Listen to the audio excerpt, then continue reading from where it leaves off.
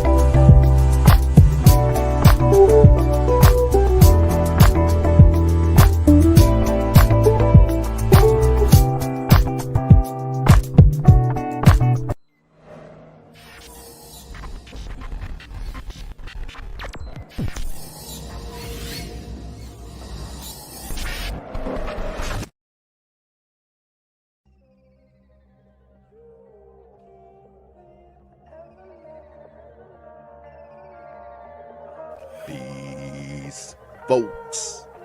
This is X from TPOT Media. Open your mind and wake your black ass up. You know what time it is. Hit that damn like button as you make your way in the door. Grab a seat, settle in, get ready.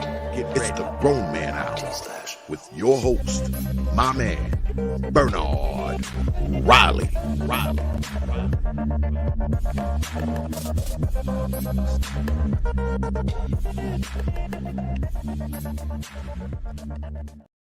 What is up? What's going on, everybody? Welcome back. Shout out to the early bird squads, those that make it in bright and early. Coming on a little earlier in the AM. I've been doing damn near afternoon shows. I wanted to start this thing at 9 a.m. About to be starting them earlier. So get ready for that. But shout out to the early bird squad, those making it in bright and early. Omega Dregs in the building said there's a rock song called Our Truth. It describes it perfectly. I started to look it up, but then I said, maybe later. Deacon Dave in the building says, yo, Royce J in the building says, let's go Bernard. Hood Conservative in the building says it means she about to lie. Oh yeah, we about to get into that. We about to get into that. I always hate whenever I hear somebody say my truth. We about to really get into that and break that down. X came ready to go, locked and loaded, about to pass it to him in a little bit. But just being Jazzy podcast clips and crafty ideas says morning Bernard and TPOT Omega Dreads. Shout out to you once again. The great preloader. I think I got that right. Shout out to you. And shout out to TD Hutch, who hopped on the panel yesterday. He said the My Truth convo with TPOT epic and hit the damn like button in honor of TPOT being on the show. And LaShawn Jefferson in the building says 2023, and I don't triggered a woman because they don't know. Huh? And don't triggered a woman. Okay. You was shooting for a sentence that made sense, and you didn't quite hit the mark. But you can get a do-over. You could type another one and I read it. But without further ado, the special guest, the man of the hour, the man you just heard on the voiceover on the intro, brother Xavier from the Prophet of Thought series in the building. You got the floor, you got the mic. What's going on?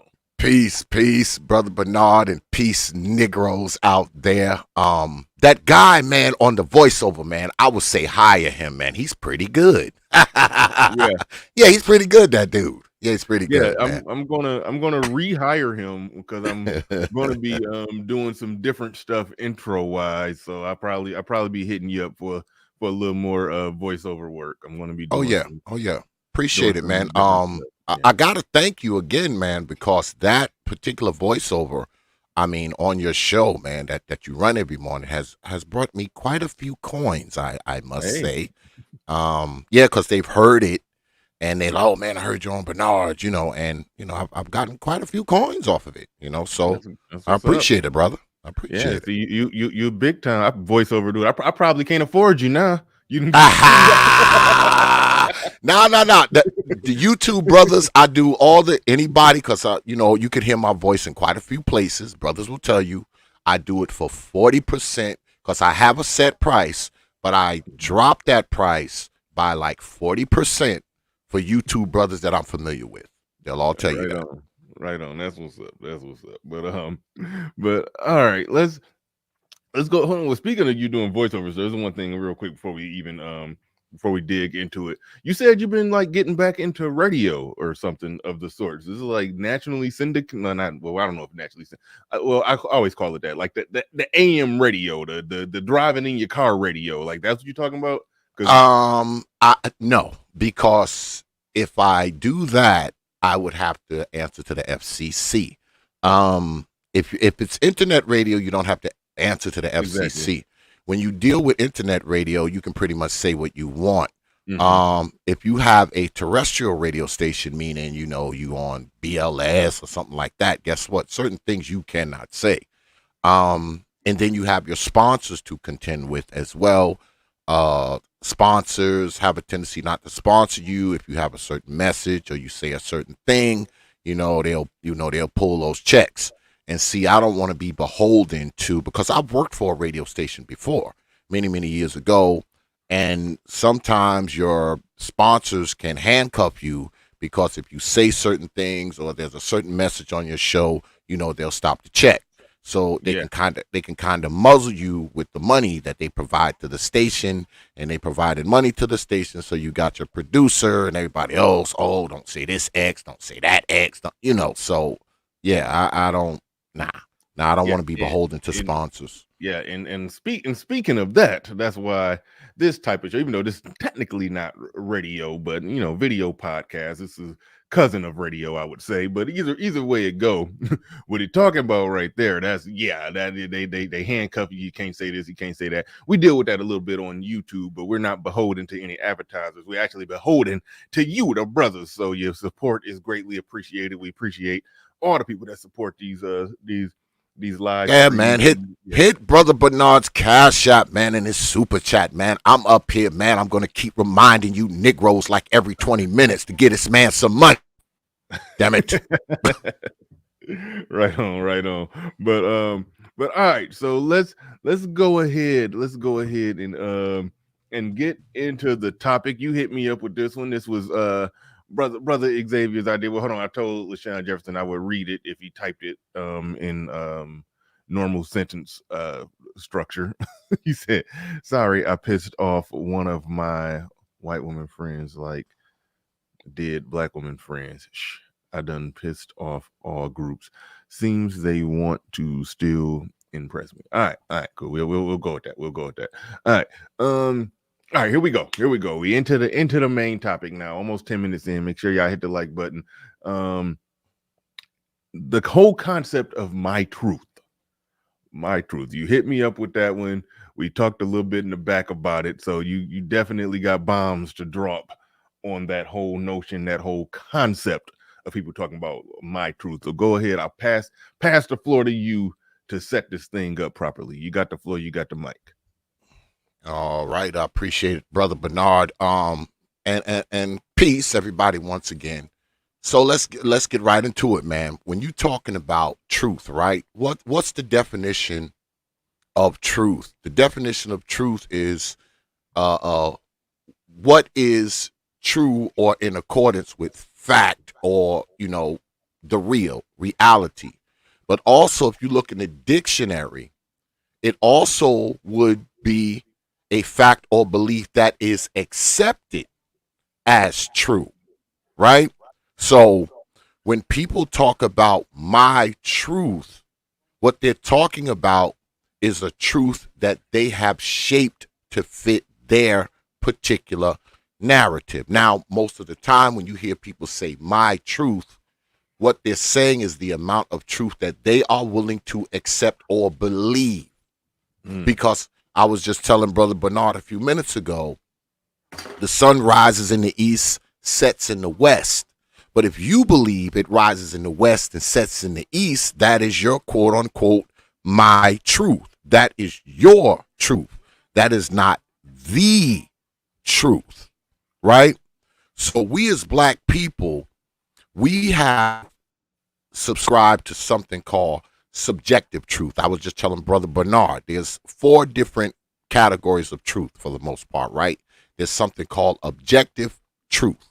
And what objective truth is, it's what is, all right?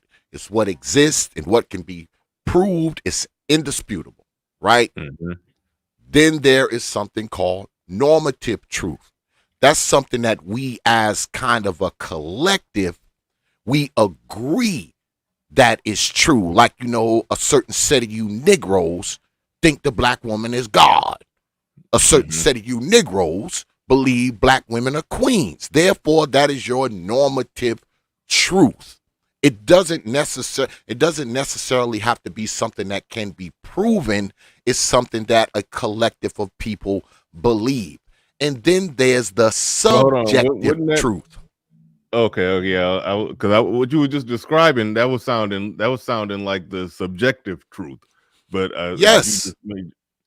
Well, normative truth and subjective truth are closely related. Yeah. Right? It's just that normative truth has to do with a collective of people believing something. Subjective truth is about an individual. Gotcha. So the normative truth, that's basically how somebody can have their own little subjective stuff going on in their head. But if they spread that out and inception enough people with their nonsense, then it just becomes some normative truth. Yep. Ding, ding, ding, ding. Yeah, bingo. I see it now. Yeah. Bingo. It's a lot of that going on. Bingo. Now, there's also something called complex truth. And what complex truth is, it recognizes how valid all truths are pertaining to a particular time, or should I say the truth that is most useful at any particular time. It's not necessarily normative. Like, for instance, if you was to say the sun is up, that would be true. The day is bright, that is true. But when you say today is a good day for me, that's on another. You borged a little bit. Back up. Hold on. Back up. Wait. Back up and say that again, because you borged a little bit. No, when I talk about the complex truth, you can say, like, for instance, now, right, it's raining outside where we are, right, North Carolina. It's raining cats and dogs, okay, or horses and cows, whatever you want to call it. It's raining. So I can say it's raining outside. Sucks today, right? But someone else can say it's a good day for them, even though they recognize that it's raining, even though they recognize that it's wet. Today, it's a good day for them because they inside. Me, it's a bad day for me because, see, I can't work. So our truths are kind of different, even though they both are true for both of us, but our truths are different. That is something called the complex truth, because what the complex truth does is it allows us to kind of take advantage of our particular truth, right? Now, our complex truths are somewhat indisputable too, because they're not subjective, they are objective. Now, that's true for you. Like I said, it's raining outside, so I wouldn't be able to work today. But if you're a person who looking for rain because you got a garden, it's raining today, but today is good for you. Yeah. It's not good for me because I can't do nothing. I can't make any money. But for you, you going to make plenty of money because your crop's going to get rain. You growing all types of stuff. So it's bad for me, but it's good for you. So it's truth for both of us. That's complex truth. Good stuff. Good stuff. Let's dig back into that normative truth, because that speaks right into the whole Okay. subjective my truth, and then it goes that person with the subjective truth gets on a bullhorn and inceptions a lot of people with a lot of bad ideas. Rather, that bullhorn is movies, radio, commercials, social media, or whatever it is. And then now, you can have a whole generation, believing various propaganda. So when you talking about black folks, what are some of the things that have become that normative truth, that when a collective group of people believe something that's that's subjective and should be just something that one individual think, but it turned into a collective group think of something that's not true, false, or just misrepresented? Let's get into what are some of those things that black folks have just accepted whole hog, and it's just become our normative truth, so to speak. Well, one of our normative truths is that all black people's problems are because of white folk. That's one of our normative truths.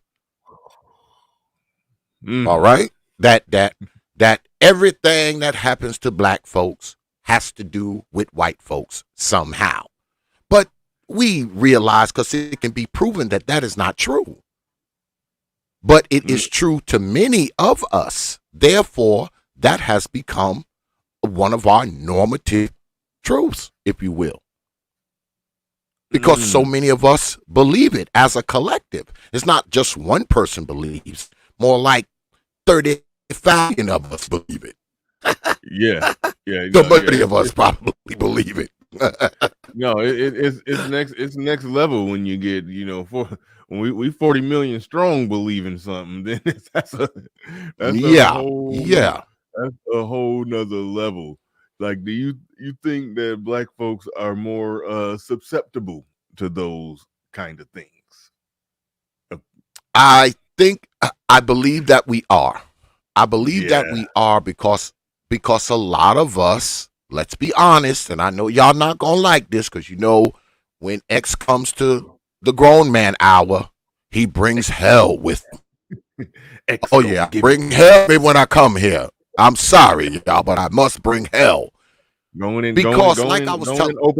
open the gates of hell on them. Go ahead.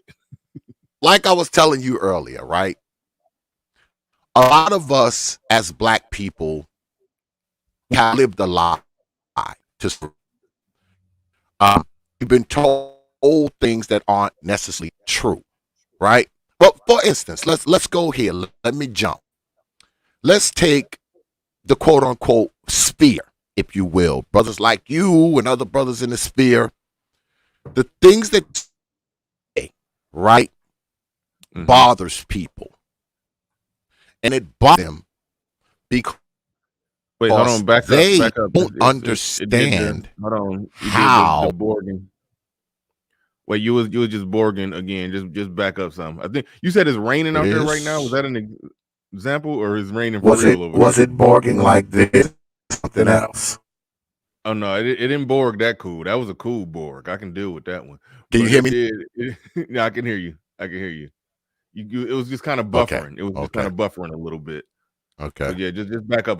Yeah, because if you want, I can talk like this. I can talk this to me too. I'm good with you talking like that. Maybe 5% of the time. It'll get weird if you did the whole show. Hold up. But drop that in every now and then, though. But, okay, I'll try. Before I come back to you, Rod of God podcast in the building, coming on through, dropping something on it. Do greatly appreciate you. Thank you very much, Rod of God podcast. And he says, support black male media. Absolutely, absolutely. But so thank you very much, Rod. Let's go ahead, X. You got it. Like I said, back up a couple sentences.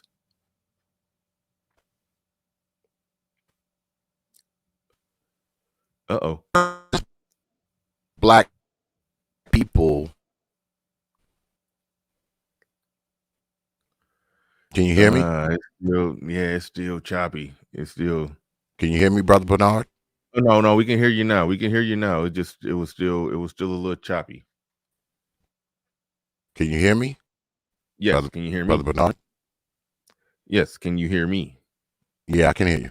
I can hear you. All right, go ahead. Go ahead. Sounding like it's clearing up. It was just still a little choppy. But we have this problem when I and it's we always got something and there's always and come back. Did you hear me? Yeah, it's still choppy. It's still choppy. I don't know if it's something you could do, something you could tweak, some Come back. software or program you running or something that could I don't know, drop out and come back in. We could try something like that. Because because you coming in choppy to me. You coming in choppy to me. Yeah. Let me try. Yeah, let's try I just dropped you down real quick. Try to log off and come back in. Try to hold on. Yeah, I don't know if that's going to make a difference, me moving you down, but you probably should like try to drop off or come back in, or I don't know. Do whatever you got to do. Your arch nemesis just showed up in the chat, but but yeah, we'll try to get this. We'll try to get this figured out. But let me go ahead and talk to the chat a little bit. While X tries to get that figured out. We got who we got? Logan JJ says, as a black man, I was taught from young to always protect the black woman, regardless of the cause. Thank goodness I got older and learned better. Yeah, that regardless of the cause thing is a major significant problem. A lot of this whole protect black women movement online is really a movement of protecting them regardless of the cause. That's what a lot of it really boils down to. A lot of situations that some of them put themselves in where they didn't got caught stealing and got belly to back suplexed by some by some Arab or Chinese store owner, and they got to protect black women signs and all of that. Like, no, it's so yeah, that is an issue. But like I said, in an ideal perfect world, yeah, men are supposed to protect women. Men do protect women. Like that is it's a fairly natural thing. It's particularly in a natural perfect world. Not even a perfect world, just a natural world. When things in their natural order, men naturally protect women. Like that's a no-brainer. That's why I almost don't even like to even discuss that. But they've made propaganda out of it. But LaShawn Jefferson in the building says, shh, y'all got snow, we got hail, and places about to be flooded. No. SKC in the building says came late, but is my friend. Yes, personal friend. X here yet? X is my guy. X was here, and X had to drop down because X had some technical issues. We were dealing and griping with some technical issues. SKC, while we wait for X to figure it out, SKC, do you did something, I didn't really catch it, and I think you're using some weird software where we can't exactly, I couldn't rewind back to see what you was talking about, but you did something with that chat AI thing, and you asked it a question and then it spit you back an answer that made you just go into an hysterical laugh, but I didn't fully get to understand exactly what was the point with that. You asked it a question You asked it a question about the community or something like that. You asked it a question about the community and men dealing with women that try to trap them or do something with child support, or and how you asked like the chat AI how could they deal with that, and it gave an answer that was interesting. If you are available and want to come up and briefly explain that while we wait for X to hotwire his equipment, the link is right there for you because I was really interested in that. I just missed it. I just came in right when you was laughing and doing your victory lap. So okay, yeah, the link is right there in the chat. So we'll take a brief segue and dive into that as we wait for X to come back. So if you could briefly explain what was that all about? Because I've been hearing about this chat AI thing, and you did some content on it where you plugged in a story and it gave an answer or solution that I think, as I understood it when you were doing your hysterical laugh victory lap, you gave a solution that ultimately that ultimately could, I guess, confirmed a lot of the things that you say, so to speak. And X is back, so we may not even get into that. Oh yeah, there it is. Yeah, Chat GPT or something. I don't know what it's called. I don't know what it's called. We'll I'll bring you up. Well, X is ready, but well, because I summoned you, SKC, I'll give you 5 minutes to explain what happened right there. Then me and X will dig back into it. Quick mic check on X. Let's just see how you sound.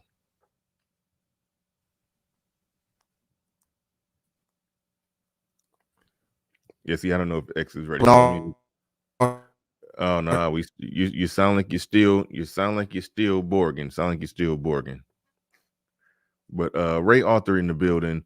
Ray Arthur in the building says the only reason they are able to get away with the my truth is because we have no way to punish. Here we go with this punishing them shit. Okay, we have no way to punish them until the law comes into play, and that's a stretch. What do you mean by punish them? That's what I want. That's a question I got to start asking. What do you mean by punish them, and what form of punishment do you think would be plausible, acceptable, and doable? Like what are you talking about? You got to explain that. You got to What's explain going that, on, Bernard? and that type of punishment that you're talking about.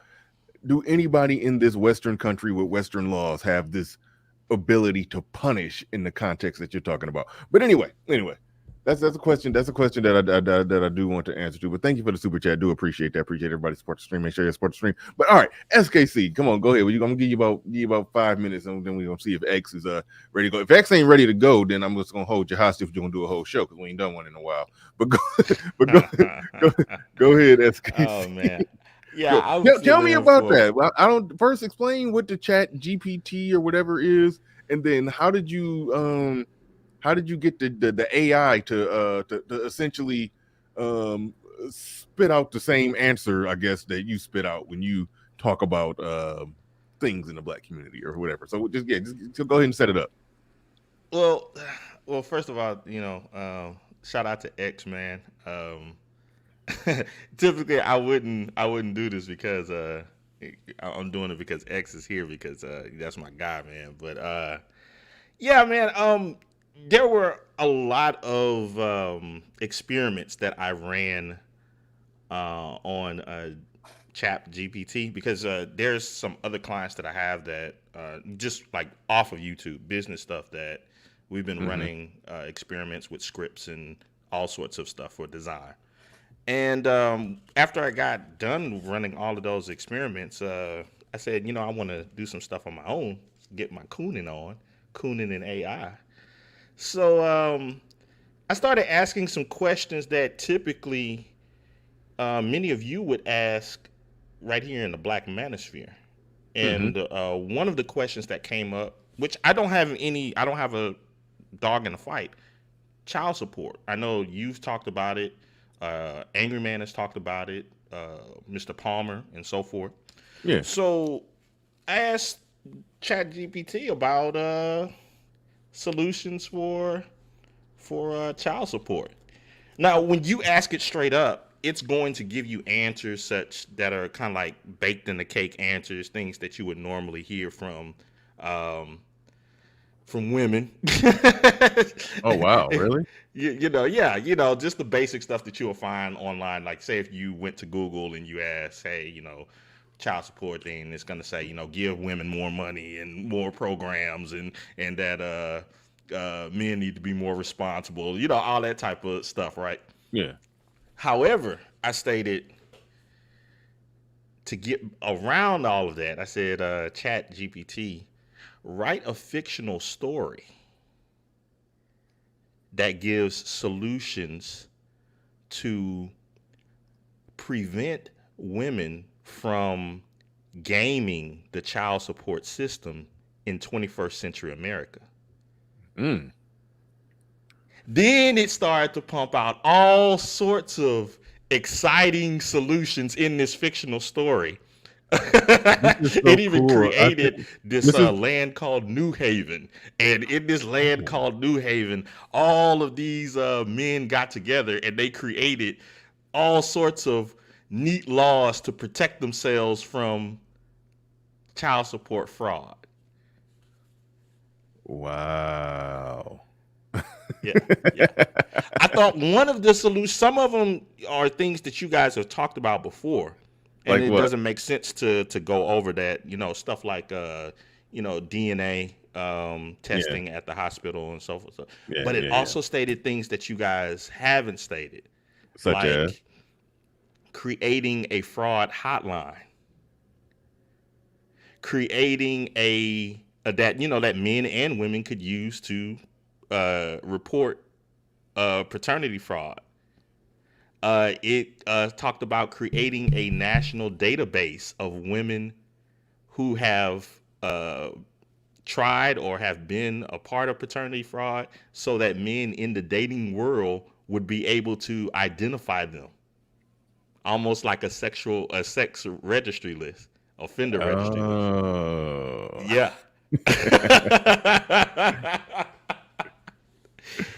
Ah, man. And Yeah. then it talked about punitive laws. Hmm. Jail time, fines. I even tapped in some stuff about, hey, okay, let's say if there was cause you got to you try to get as creative as possible. I said, what happened if an alien nation came in and they wanted to enact some laws to prevent this from going on, blah blah blah, and they thought of things that humans would not think of. It thought of tagging women, embedding them so that they could be tracked.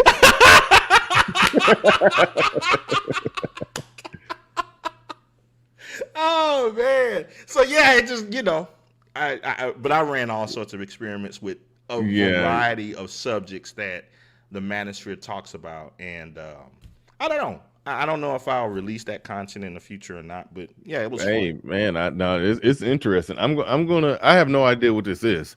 Only thing I saw BGS did something where he was talking about it, but I kind of like halfway. I was busy while I was listening, so I didn't really get to really hear what he was talking about. And then I heard you halfway talking about it because I caught it towards the end.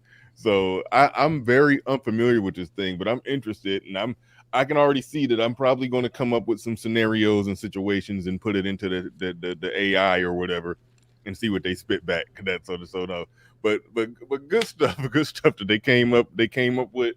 The AI came up with solutions similar to what we came up with.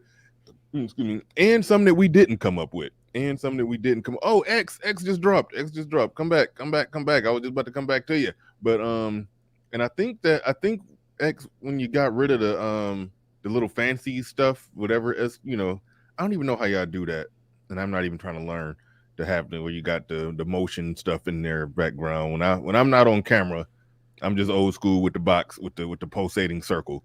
I don't even know how y'all do that. I haven't even tried to learn. But hold on, real quick. Stay. You got it. And I gotta hold your hostage until X come back. But Uncle Stu, the old man on the block in the building with a $5 super chat. Do appreciate that. Do appreciate that.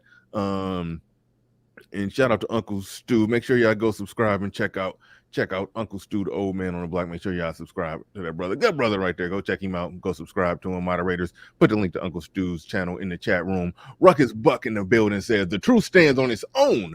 When people use the term my truth, it allows them to substitute their feelings in place of truth. It's the polar opposite of facts, logic, and reasoning. Very well said, Ruckus Buck. Very well said, Ruckus Buck. While I wait for X to come back, one thing I'll throw at you, one thing that X said. He said there are technically four forms of truth. There's subjective truth, normative truth, objective truth, and complex truth. Subjective truth is just somebody's own little personal, what they think, what they feel, what they just pull it out of their ass. Normative truth is when that goes from an individual subjective thing to a collective group adopting that type of subjective truth that you would think would just be one person, but the whole entire group has adopted this subjective thing that isn't really true. And we was relating that back to the Black community, and so I'm throwing it to you as X. Okay, it looked like X is back. But what are some of these normative truths that went from that? It seemed like it would be just the subjective thoughts of one person, but a collective group, the Black folks, have whole hog accepted it as true, even though it's technically not true. What are some of those things that you think the community are what normative truths are the community walking around with? Wow. Interesting. That's quite the conversation. Yeah. I think I would. I mean, I understand where X is coming from. I would probably simplify it just between subjective and objective truth. I think that's why a lot of people do use that term, my truth, because they're basing it off of their personal opinions, their personal beliefs, their individual perspectives. Yeah, but it's a whole nother thing going on, and I know it's a lot to think about on the fly when you talk about a group of people, a community being for whatever reason more susceptible to all having the same type of subjective truth. You see, that's sort of a brain teaser when you try to break down that and look at how do everybody got the same. The term mass delusion shouldn't exist. Should be an oxymoron. A delusion should be individual, but you get a group of people in the same delusion. It's like it's a brain teaser. Well, I think the way to think about it would be, what are the benefits to having or maintaining that shared delusion, and then what prevents them from moving on past that shared delusion, and then you will start to get an understanding as to why they hold on to it. I would believe that there are certain benefits that they receive from it. It kind of goes in line with some of the group delusions that you see within feminism, or within the alphabet community and all of that. So, I would think get to what benefits that they receive from holding on to those ideas, and then then you get your answers. Yeah, good stuff. But we about to go back to X. Let's see if X got it together. I think I'm back, brothers. How do I sound? You sound excellent. You had to hot wire your whole computer. Yeah, man. I had to take some wires and put a clothes hang on some stuff and put some strings around some cords, But now it's working. Broke out the aluminum foil. Yeah, I'm holding the. You know how you hold aluminum foil and you put it on the top of the clothes hang. I'm holding it right now, so I gotta keep my arm up so it don't mess up. And what's good, Brother Supreme, man? That's my guy right there, man. That dude right there is my dude. The one dude that's trying to convince me to stay on YouTube. He's trying to. You got to stay, man. Beat me in the head, man. He won't. He gotta stay.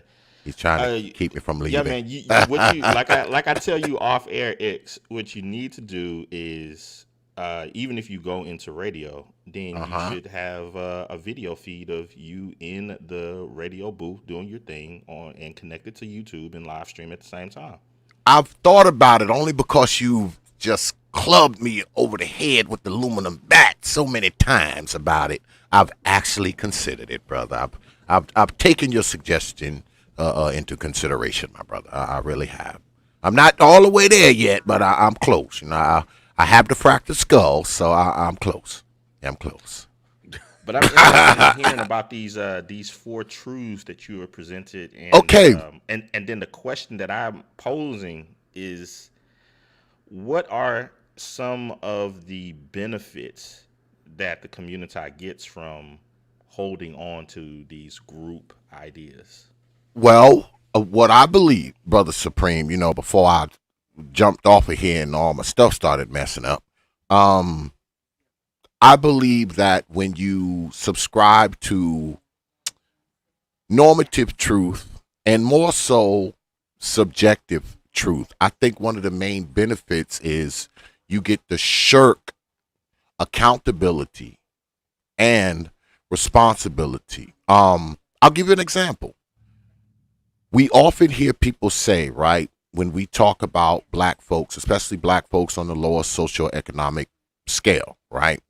We say, well, they were robbing banks or robbing liquor stores or carjacking or stealing or selling dope or whatever they were doing based on the environment, right? Mm-hmm. And I think that we have been locked into that for many, many decades. But see, I don't believe it because see, we leapfrog over a couple steps, right? Because environment did not make you rob liquor stores. Because what does environment do? Environment affects your thinking. Your thinking affect your behaviors. It's your behavior that gets you locked up. There's no one in prison for thinking about robbing a bank. There's no one in prison for thinking about killing someone. There's no one in prison for thinking about selling dope. You're not there for that. There are no thought police.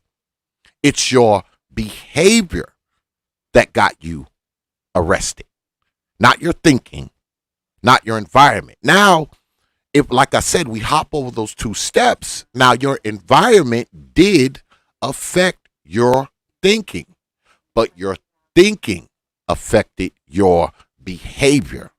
Your behavior is what got you arrested. But see, if we hop over the thinking part, if we hop over the behavior part, we can jump right from the outcome to the environment. You understand where I'm going here, folk? We leapfrog over those two steps, and now we can blame the environment as opposed to blaming the environment for our thinking and then blaming our behavior, then blaming our behavior on our thinking, right? But our behavior is what eventually achieve the quote unquote consequence, because intent is irrelevant. Intent is irrelevant. I was just telling my wife the other day, right, because we was having this conversation. I said, what if we was to come home and when I came into the house, someone was in here robbing the house? Or better yet, someone was in here trying to sexually molest my daughter. I come in, I catch him in the middle of it. He jumps out the window. I grab the 50 and I unload. I'm shooting at him. That's my intent, to injure, maim, or kill this degenerate. But what if that bullet that I shot, or one of those bullets that I shot, goes into a window and hits a kid or hits somebody's grandmother? Now, my intention was to lay down the degenerate, Mm-hmm. but I shot a kid. I shot someone's grandmother. Now, I didn't intend to shoot the kid. I didn't intend to shoot the grandma, but I did. So I can't go next door now and knock on the door and say, well, I wasn't trying to shoot your grandmother. I wasn't trying to shoot your baby. I was trying to shoot the degenerate. That's not going to fly, okay? It's not going to fly with the people whose grandmother it is or kid it is. It's not going to fly with the police. So the intent is irrelevant. It's the consequences that are. And I think we get caught up in intent. Oh, I wanted to do this because I needed money. I wanted to do this because I wanted this to happen. But see, at the end of it all, we talk about normative and subjective truth again. All right? Again. Because, see, that's your truth. That's your truth. That's not the truth. So I say again, when we hop over those steps, it allows us to shirk a degree of responsibility because we take it off of our thinking, we take it off of our behavior, and we jump right to the environment. We jump right to the situation. We jump right to the intent. But the consequences at the end do not matter. Because the consequences at the end have to be justified. And we don't want to use ourselves as a justification. We don't want to use our behavior as a justification, our thinking as a justification. So we can easily blame it on something else by just literally saying, my truth. You know, if you say that, you enter a lot of other. you you Wait, hold on. Hold create your, hold your thought. Hold your thought yeah. real quick, SKC. Ray Arthur in the building says, have the punishment be like a credit. Okay, wait, hold on. Wait, time out. This is referring back. I'm gonna have to get Hood Conservative on this. I'm gonna have to do a show on punishing women because I'm getting not tired of people saying it, but they don't explain what they mean by it. But Ray Arthur, he initially said the only reason they are able to get away with my truth is because we have no way to punish them until the law comes into play, and that's a stretch. I said, what do you mean by punish them? And what feasible measurable way in the West do you talking about punishing women? I asked him that, and then he says, have the punishment be like a credit score. Poor credit gets her a year gets her a year in jail and 1K debt to pay for doing what? For doing what? You got yeah, just be throwing out punish women so loosely. I'm start holding your feet to the fire. Explain what you mean. Explain what you mean. Okay, Captain Cisco said spanking. Fair enough. All right, he just went there. All right. Spanking. All right. Yes, yeah, just call it what it is. You want to be able to legally spank your woman. All right. So thank you for the super chat. Do appreciate that. Thank you for the super chat. Do appreciate that. All right, SKC. And Game Changer. Shout out to you, GC. We try to not to be live at the same time. You're one of the few that I try not to be live at the same time as wires got crossed this morning. We got to communicate. But yeah, my bad on that. But shout out to you. All right, SKC, you got the floor. You got the mic. No, I'm just saying, like, I'm wondering how far does this not blaming the environment argument go? Because where my ex goes, it's like I have to go into my devil's advocate mode. So I'm just curious, does that also stand true on the side of the men? Hold on, wait. Yeah. What do you mean? What do you mean? Give an example. What you mean by does it stand true on the side of the men? Now, come on, now go there. We don't run from that over here. We don't run from that. Go ahead. Where you going with it? Okay, so playing the side of the devil's advocate then.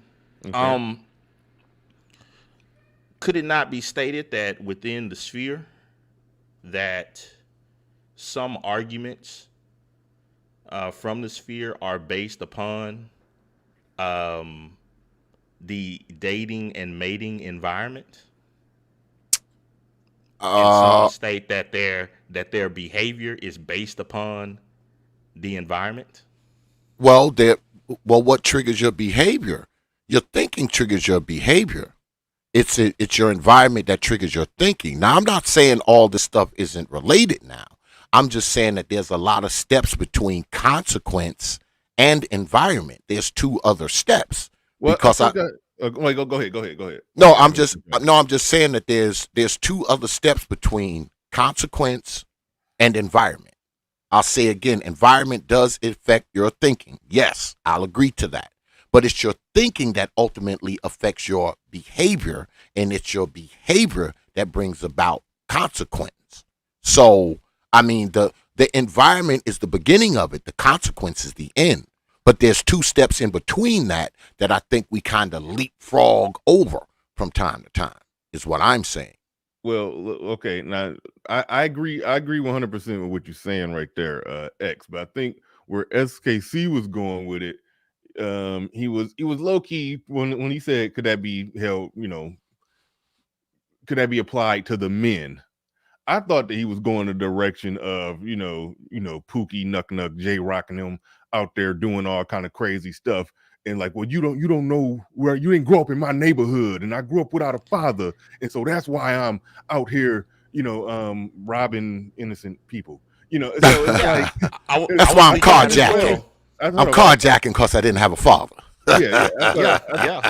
I thought he was going there, but he decided to take a shot at the sphere. I think where SKC was going is the people who be like, hey, this environment is messed up out here with these women, so that's why I'm just out here just whatever, just pumping and dumping and slanging and just being out here just a free agent, just trying to smash as many of them as possible, just living a hedonistic life because that's the environment, that's the world I live in, and that I mean that's the environment out here. So I'm just living a hedonistic life, and I think SKC's question is a man justified in saying that based off the realities of this environment, is he justified in just basically being a sexually promiscuous heathen? Were you essentially going there with it, SKC? Not that far, but what I Okay, was that's where I thought you was going. But go ahead, where you was going? what I was thinking was it's just on the pattern of thought. So, say if the women state, blah blah blah blah blah blah blah, my truth, because environment. Well, then I was just thinking, how does that argument or that way of thought, since you guys agreed that um, that way of thought is what would you say normative truth X, Mm-hmm. and how it can be applied in different situations based upon gender within Black America. So just as you stated earlier, Bernard, where you stated, well, Nook Nook and Ray Ray on the corner could say, using the same frame of thinking, environment, I have to behave this way. Um, the women, environment, I have to behave this way. In the Well, sphere, can the same thing be applied? well, Environment, so I have to behave this way. That's all I was thinking. I wasn't trying to throw any shots at anything. I was just trying to Oh see, no, is that well, all well, applied in the same it can direction? be, but I don't think that rises to the level of justification though, because even if okay, if a person exhibits a particular behavior, that behavior is still based on their thinking. It's still based on because you can think about getting 20 women pregnant. The consequences don't come until you do it. You can think about impregnating 50 women, but until you literally impregnate the 50 women, you are not a baby daddy. So it's not your thinking that gets you there; it's your behavior. And what I would argue is that once again, that when you talk about normative truth, because normative truth has to do with a collective of people, right? Subjective truth is an individual, but normative truth means what? A collective, a group of people believe this to be true. Now, they believe it to be true, not that it necessarily is true. They believe it to be true. So, if a group of people believe that this is what it is, this is how I got to act, this is who I need to be, that becomes that group's normative truth. But after it all, I go right back to it. They believe that based off of what they think, even if they're basing it off of the environment, because the environment makes them think that way. They think that way, so they behave that way. Therefore, the consequences come to them that way. That's my argument. No, and I get your argument. I think what this is how I interpret the environment. Where does the just the question that I think SKC is getting at, does the environment excuse actions or behaviors? I look at it like this: if picking up snakes causes you to get bit by snakes, so you're saying, hey, I'm not going to pick up snakes and I'm going to stay away from snakes, that's an acceptable response to the environment. If somebody says picking up snakes causes you to get bit by snakes, therefore let's eradicate all snakes and go full genocide on snakes. Okay, that's somebody who I put that in the category of I'm jacking cars because I grew up without a father. I put that in that category of it.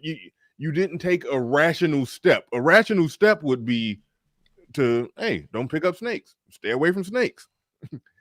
not to go genocide on all snakes. You see, so so yes, people are allowed to respond a certain way to the environment, but you still could analyze, okay, is this a reasonable, would a rational, reasonable person look at this response to this environment and say that, yeah, I can see that makes sense.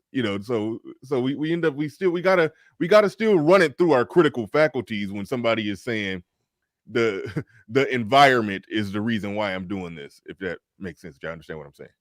Yes. Yeah, I absolutely agree.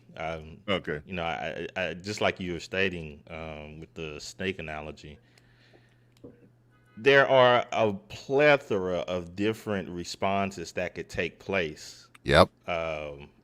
in that situation. Nevertheless, um, it seems weird that when you have a group, like say, it would be weird if Bernard came across a group of guys that was like, "What do you mean you ain't on the snake eradication crew? What's wrong with you? You must be scared of these snakes. We got like,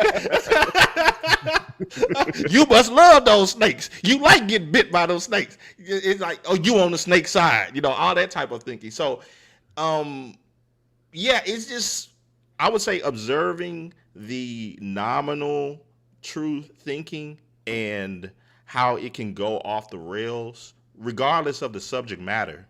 I find it quite interesting. Yeah. Well, Definitely. but Go when ahead. we talking about truth, brother Bernard, and my man, brother Supreme, the objective truth can be proven to be true. Okay. When you talk about subjective truth, that can't necessarily be proven for the most part, because subjective truth is based on how a particular individual sees it, right? So it can't necessarily be proven true, right? Help me out a little bit, X, and I'm gonna say, even for the audience's benefit, bring me down to earth a bit in that. Give me an example, a hard example of what you're talking about, because we're in the sky talking about abstract Sky. thought. What do you mean, what subjective like truth or normative truth? Which one? both? Like, let's stay within the bounds of the community. What is a normative or an objective or subjective truths that you see within the community to make your point? Well, like I told Brother Bernard, one of our main normative truths as black people is that white people are the cause of every single problem that we have from the time we wake up to the time we go to bed. That is a normative truth because so many of us believe it to be true. We agree that it is true. It doesn't have to necessarily be true, but we believe it to be true, which makes it normative as being the truth. Subjective truth now is something different. Subjective truth, people can say, well, I got it out of the mud like a person from poverty should, right? Because they believe that a person who comes out of poverty should be able to, get it out of the mud, sell dope, hustle, sell CDs out the back of their car. Now, they see that as the truth. You hear people say, oh man, he's the truth. But that's subjective because, see, that's the truth for you as an individual. It may not be the truth for a brother who lived in poverty, went to school, got his education, became a university student, and became a doctor or a lawyer. So that's the truth for you. That's not the truth for everyone. Only you believe that. Okay, but and I get where you're going, and it reminds me of something like, say, the nominal truth of certain phrases and terminology that's used within the community. Mm-hmm. I'll give you an example. Real. Yeah. uh, I don't even think that there's a true definition for real, Yeah. but Very um, subjective. Very it is subjective. held as a nominative truth in Black America what real is. Well, normative truth and subjective truth are closely related. It's just that subjective is more of a individual thing, normative is more of a collective group kind of thing, but they're closely related because it is the truth as either a group believes it or the truth as an individual sees it, right? So they're I could closely related. I could even throw it in so far as, let's say we're talking about the sphere or YouTube in general. Mm-hmm. Um, People have I would say within the hmm, let me just leave the race thing out of it. No, There get is racist. there Get no. racist. There is a normative truth about what content is. Uh-huh. Yes, I agree. Yeah, But that's also somewhat subjective too, right? yeah, That's it is. also subjective. So, I think your mic is muted, Okay, yeah, my Lamont. mic is muted. My bad. Yeah, I want to know what you mean by there's some normative truth or subjective truth or whatever about what content is. I'm curious Yeah, about people that. have a But hold on, variety. real quick, before you get into that, the Clue channel in the building says salute, BRX and Coon. shout out to the Clue channel. Do appreciate you coming on through, and shout out to Team Fatty. I don't know if that's the Fatty that derail every conversation I ever heard him in ever. But if that's that Fatty, salute to you. I do I do enjoy you. I do enjoy you. If that's the Fatty, when it says Team Fatty, I don't know if that's the Fatty, but either way, whether you're the Fatty or just somebody else named Fatty, I appreciate you coming. Appreciate you becoming a member. Do appreciate you. But all right, so oh, somebody said that is him. Okay, so salute to Fatty. Salute to Fatty. But all right, you said that there's a normative, subjective, or normative truth on what some people think content is. I assume in this space or Black YouTube or whatever the hell. What you mean on that? What you talking about? There is. There is. Like uh people have subjective truths about what, just as they have about real, some people have subjective truths about what real content is. Okay, give mm-hmm. me an example. Give me an example. They even argue about it a lot. Some I, people I I will be I state be that hearing I be hearing some of those arguments. But go ahead. Go ahead and go there. some will state that reactionary stuff is not real content. Um, Others will state that I've heard um, that. taking clips from other people and using it within stuff is not real content. You didn't create it yourself.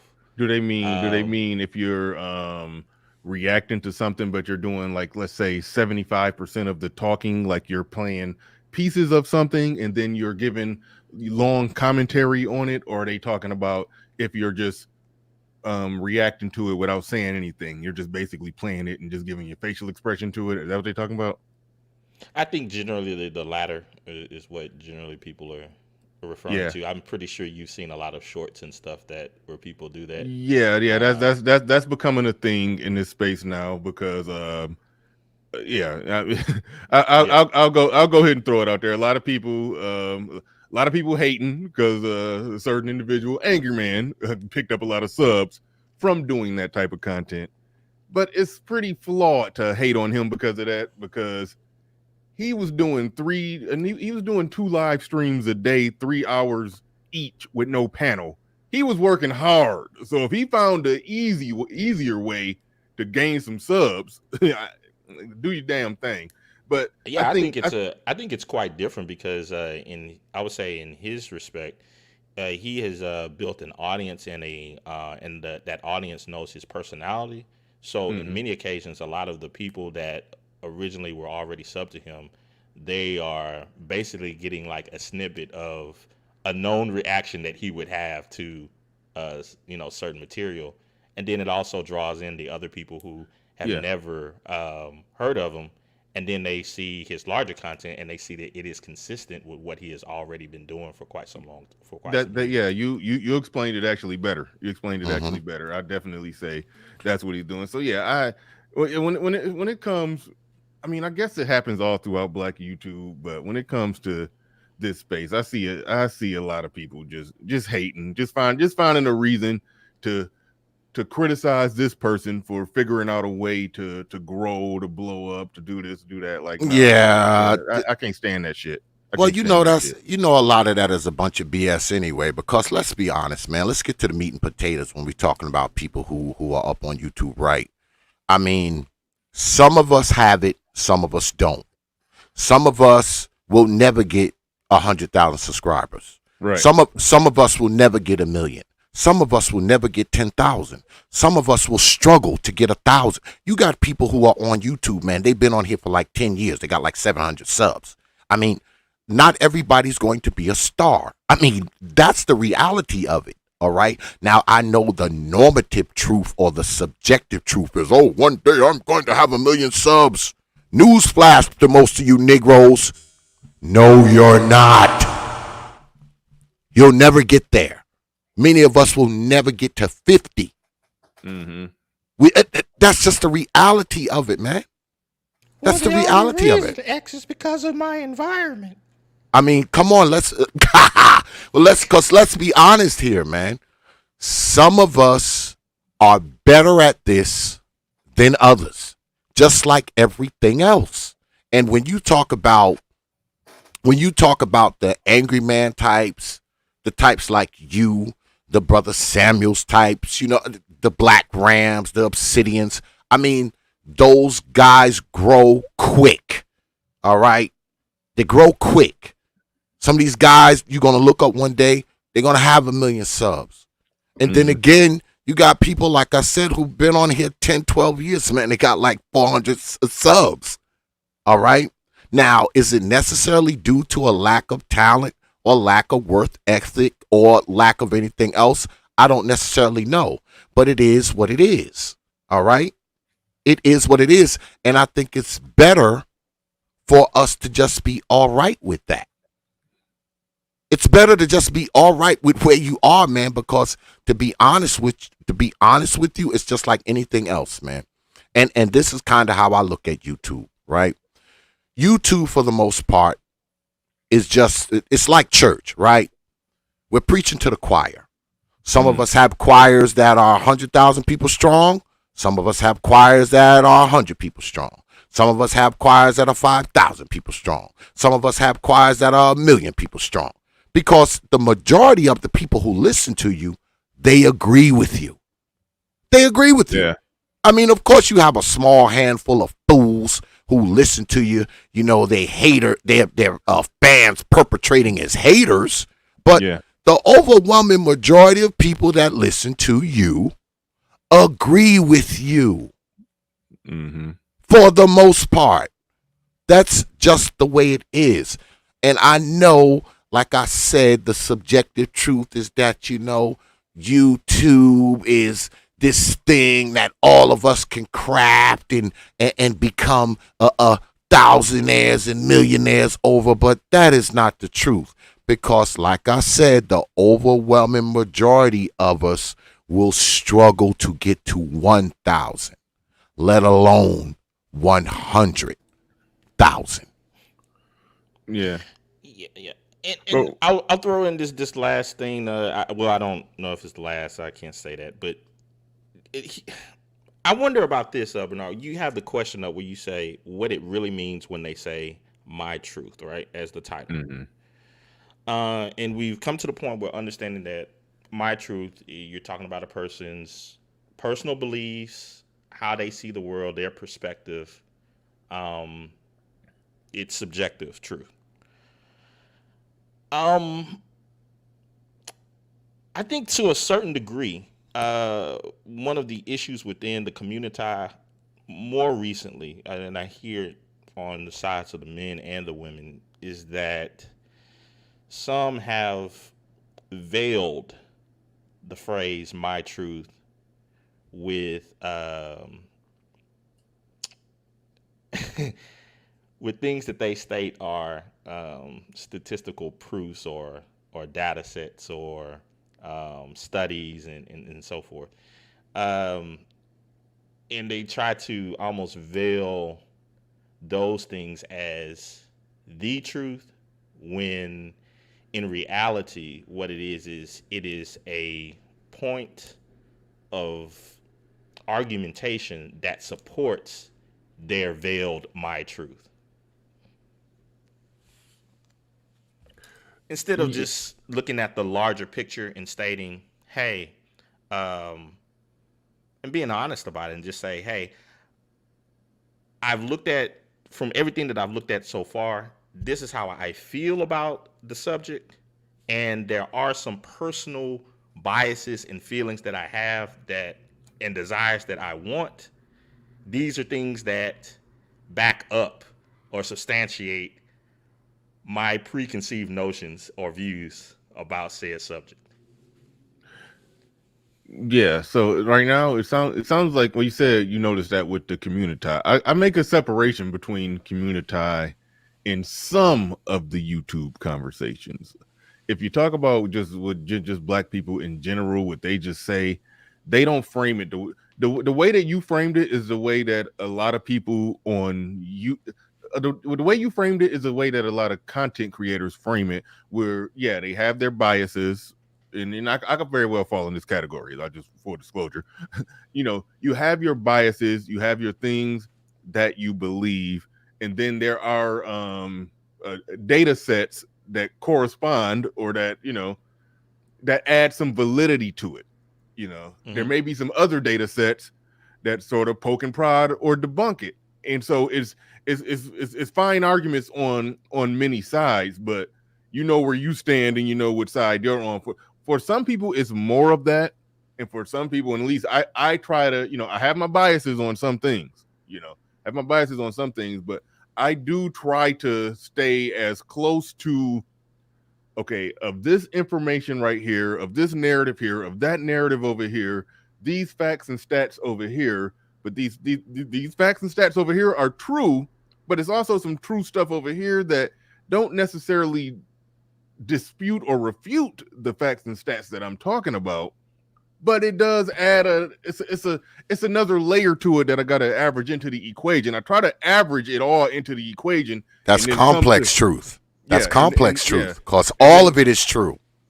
All yeah. of it is true. It all can be proven. But there's a combination of it. You're talking about complex truth now because you're recognizing that all of those things are true. All of it. Yeah, yeah, and But that's the hold on, part that I think that. but wait, Oh, wait, go ahead. hold on, real quick. It's true that a lot of things can be true at the same time, but I don't think they all carry the equal amount of weight. And what I mean by that, for example, it's it's true that some men hit their woman. It's true. That is a Mm-hmm. true statement. It's also a true statement that most of the violence in a relationship is Lesbian. bi-directional. Mm-hmm. Lesbian, Mm. yeah. No, Lesbian. I was gonna say I was gonna say bi-directional. Both people hitting each other. All right. So the Yes. person who's just an advocate for when it comes to violence against women, she's not wrong when she's quoting the stats, but it's still a matter of what's the complete picture of it. Mm-hmm.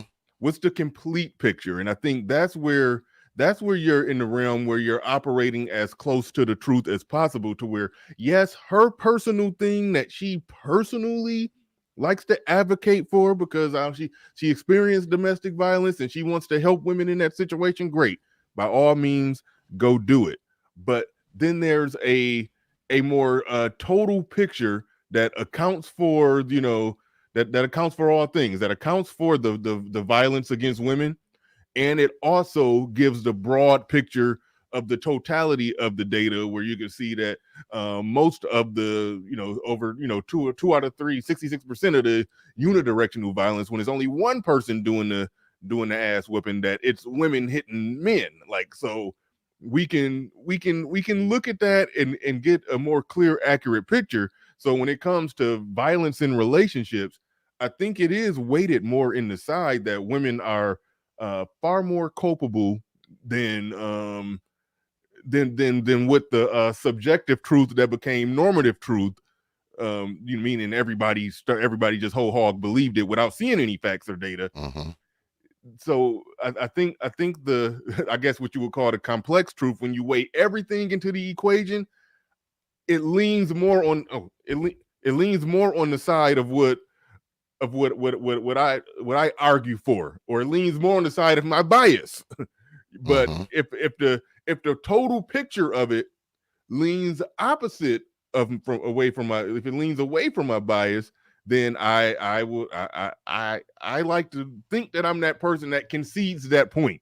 Some people don't Yes. concede it. They just stay right on whatever their bias is. You see. So I Well, think that's the key difference. you believe in complex truth. If you're like that, you believe in complex truth. Now, I do believe that it's possible to pull parts of complex truth, like you said. You have men who beat their wives, and then you have unidirectional violence as well inside of a domestic relationship, right? Mm-hmm. So people can pull parts of that complex truth because both of those things are true, right? That's a complex truth. Mm-hmm. The women whip on the men whip on the women. Both of those things are true. So that statement is a complex truth statement. But you can also take elements out of that complex truth statement and try to make it subjective or normative, Mm-hmm. depending on who you are and how you're arguing it. You're not wrong when you say women are beating up on men. That's not a lie. That is true. But Mm-hmm. it's also normal that it is unidirectional violence. That's also true. It's also true that men beat their women. It's also true that women beat on their men. I mean, so both of those things are true, but you can pull those elements out and try to make them the quote unquote my truth. But you know what ends up happening when you get into the complex truth, where some aspects of this is true and some aspects of that is truth, even if more truth leans in one direction and less truth leans in the other direction, even though they do got some things that they can point to that are truth, what it turns into then? A propaganda war. that's what that's what it Yes, I that's what agree. it turns into. It turns into a rhetorical war of words. It turns into a gender war. I wish I had an echo box with that one. I That's what agree. that's I what it agree. Well, turns into.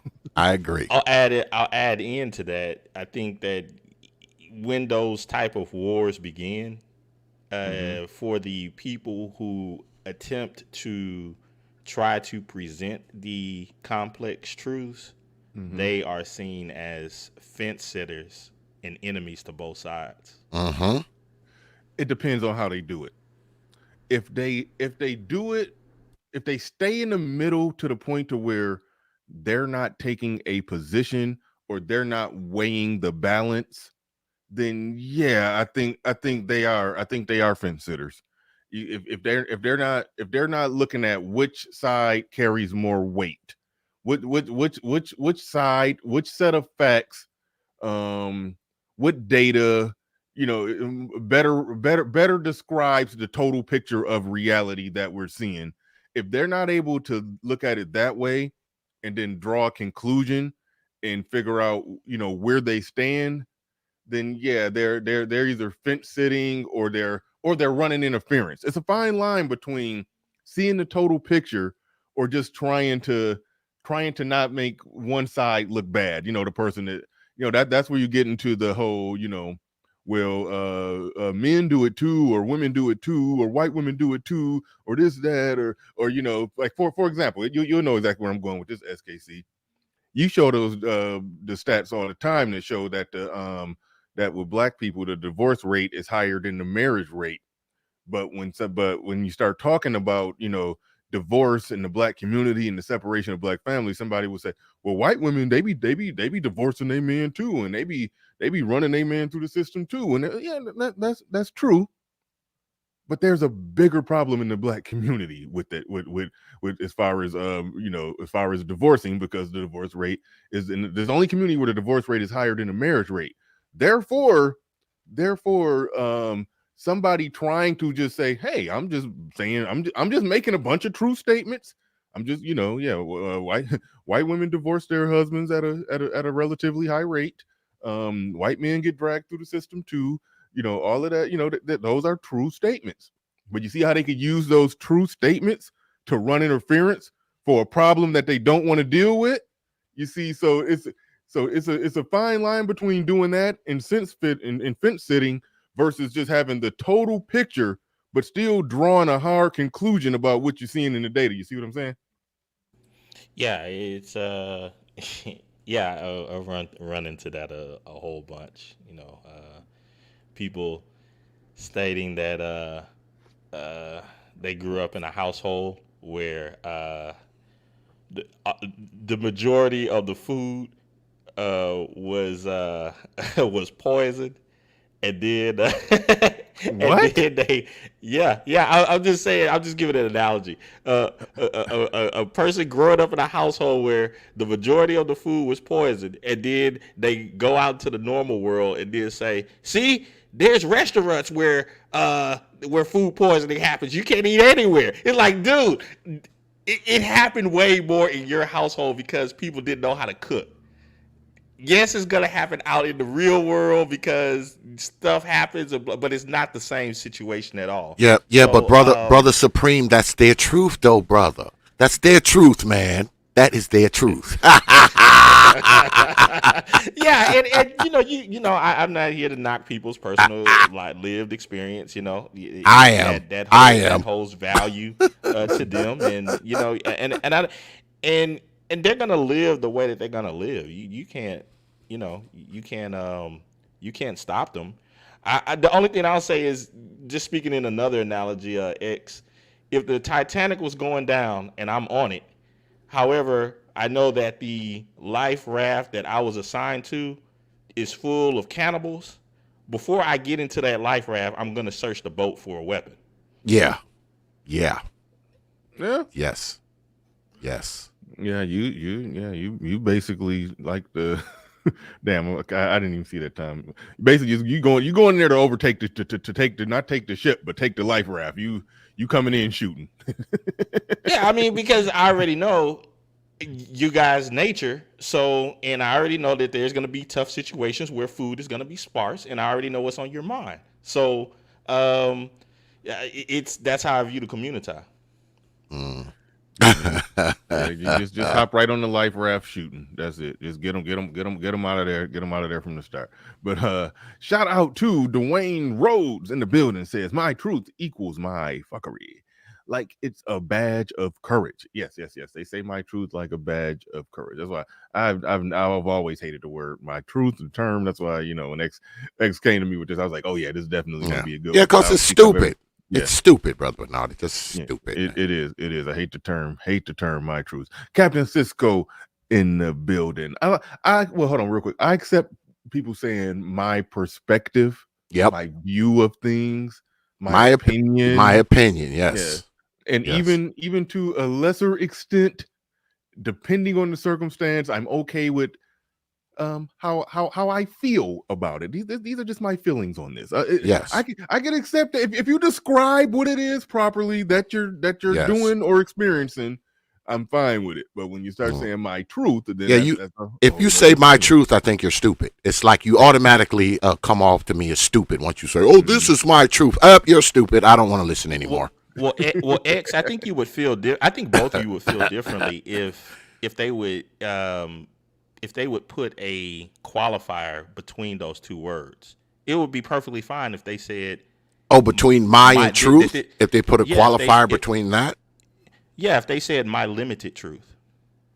uh, My now, no, my understanding. yes, I would prefer You them say my understanding of the situation, or I believe, or I mhm. think. Because once you say my truth, that means you have taken the truth, shaped it, bent it, and you're using it in a way that either makes you look better, feel better, appear to be better, or using it as a justification for whatever other garbage that took place. When you say my truth, that means you're taking the truth itself, okay, which you're using a subjective truth. Soon as you say my truth, you're already coming off as using a subjective truth. All right. Well, there's another little bit in there, but I'll let you get through your super chats Yeah. because Right there's on. something else sinister in that phrase. But Yeah, Cool, cool. All right. y'all need to send some more super chats too, man. Give brother Bernard some money, you lazy cheap ass Negroes. Go ahead, brother Bernard. Actually, you like when you do that. I said I'll never be that content creator that does that, but I don't mind when somebody else come on and do it for me. But but all right. Just start calling people out. Just like that's funny. That's funny. But no, I do appreciate everybody supporting the stream. Captain Cisco in the building says my truth is evil. I can say it. My truth to hurt people. Math and numbers don't change according to feelings. Truth, facts, math are related. Truth, facts, and math are related. Shout out to Captain Cisco. Do appreciate your support. Always coming through supporting the stream. Shout out to Christian Hutchinson. I don't even know if you got my text, but the 23rd of this month is perfect. So you can start posting that, and then I'll copy and paste it. I don't got RM or anybody in the back to hit the to put the banners and all that stuff up right now. But just post it in there. I'll try to remember to spam it, or you periodically post it in there, and then I'll click on it and then read it off. But Christian Hutchinson in the building says Dana White. Oh yeah. This actually I probably was going to do some content on this today, but me and X, it was had to call it audible when X hit me up. But Christian Hutchinson in the building says Dana White Dana White was slapped on camera by his wife, and now he has to apologize and fight for his job. Absolutely, absolutely. Yeah, I still may do some content on that. She literally hit that man first. He hit her back. He had to walk it back, and he had to come and apologize. I think in a normal, this is sort of off the topic today, but in a normal patriarchal society, it makes sense for the man, especially the man, the one who has the job, the money, the power, and all of that, to step up and take responsibility and speak on behalf of his family and his marriage and all of that and blah blah blah. But we don't. I don't. At least I don't think we live in a normal patriarchal society. We're told that they're equal, that they are fully free and ability to do what they want, how they want, when they want, and everything, and this or that, or you can't tell them what to do, and you don't own them, and this or that. Her act, she should have to be off equally perp walked through social media all the same, based off the parameters of what's been set up by the norms in society. But if we're in a true patriarchal society, in that situation, I have no problem with the man having to come up and handle that and take responsibility and take the take the hit for it. But that ain't the world we live in. We live in a world where they kind of they get to do what they want to do, and then they, you know, get to play the woman card. Oh, I just an innocent little woman when the shit hit the fan from what they doing. But so yeah, it might be content on that tomorrow. Maybe content on that tomorrow. I just gave you out a teaser trailer. But shout out to Christian Hutchinson in the building. Shout out to Christian Hutchinson in the building. Freeman's Journal in the building says the community wants I think that's white people to be responsible for their condition. The community wants white people to be responsible for their condition. Yeah, we talked about that earlier. Negative true things and white people aren't the cause. Rejected support. He said rejected support black male media. Support black male media. Absolutely, absolutely. Thank you, and I appreciate all your support. Appreciate everybody who's supporting the stream. Shout out to Charles Merchant in the building. Says okay, brother X. Absolutely, absolutely. Shout out to Jackie Jack with the $5 super sticker. Do appreciate that. Appreciate everybody who supports the stream. Appreciate each and every one of you keeping the wheels turning around here. But SKC, you said that you were about to bring up something else that was a little more insidious about the whole my truth thing. So go ahead. You got the floor on that, and you fire away. Yeah, the whole my truth thing speaks to, it has a tendency to speak to one's ego, how they view the world, how you were stating weigh the facts, Mm-hmm. and typically they weigh those facts according to their own advantage or Mm-hmm. desires. Um, Mm-hmm. when you are dealing with a person who weighs the quote unquote facts to their desires and their advantage, it's like playing a game where the rules can change according to the needs of the person. Say that again. I was reading the chat, and I can't do two things at once. Just back up like two sentences. What did you say? You said, what did you say about changing the facts to the needs of the person? Yeah, I was saying that when you are dealing with a person who uses the my truth thought Mm-hmm. process, Yeah. or in any way, whether they verbalize it or not, you are dealing with an individual who, let's say, if you were playing a game, they are willing to change the rules at any time according to their needs and desires. Yeah. Yeah. That is the more insidious thing about it. Because that person debating the person like that is like trying to nail Jello to a wall. It's never going to be stuck in place. It's going to always it's always going to be in a sliding door, a revolving door of what they're thinking, what they're feeling. Oh, what they're thinking and what they're feeling. That's the second time I did that today. Always going to be a revolving door of what they're thinking and what they're feeling at the moment, and you never be able to pin them down on anything. That happens a lot. Yeah, I mean, I said I separate the community versus Black YouTube, even though they are microcosms of each other. But we do see that in this space when people get in debates and discussions, and you just see how the goalpost moves and shifts all over the place, and so yeah, I definitely know exactly what you mean. I'll pass it. I don't know if X got something to say on that, but I do know I gotta step away for a slight second. Well, But somebody, hold on real quick. Somebody asked a question. Crickets. I don't know where the crickets came from. Maybe he said something else before that. But he says, "What's the black man? My truth. My position is black men should not be speaking like that. We nope. should not be saying my truth. I understand that it's just become a term, and sometimes a term can just get, you know, there are some there's one person I don't know if he still says it, but there's one person who I respect who just says it and probably just hasn't thought about it. But for the most part, in general, most black men don't. Well, I can't say most. I'll just say what we shouldn't do. We shouldn't we shouldn't be using that term. We should understand the objective truth of reality And like we talked about how there's nuance. There's nuance in the truth. There's nuance and complexity and layers and everything. We should study and understand all those complexities and all those layers and put it all into a big equation and then weigh the balance and then come up with as close as we possibly can to the correct answer.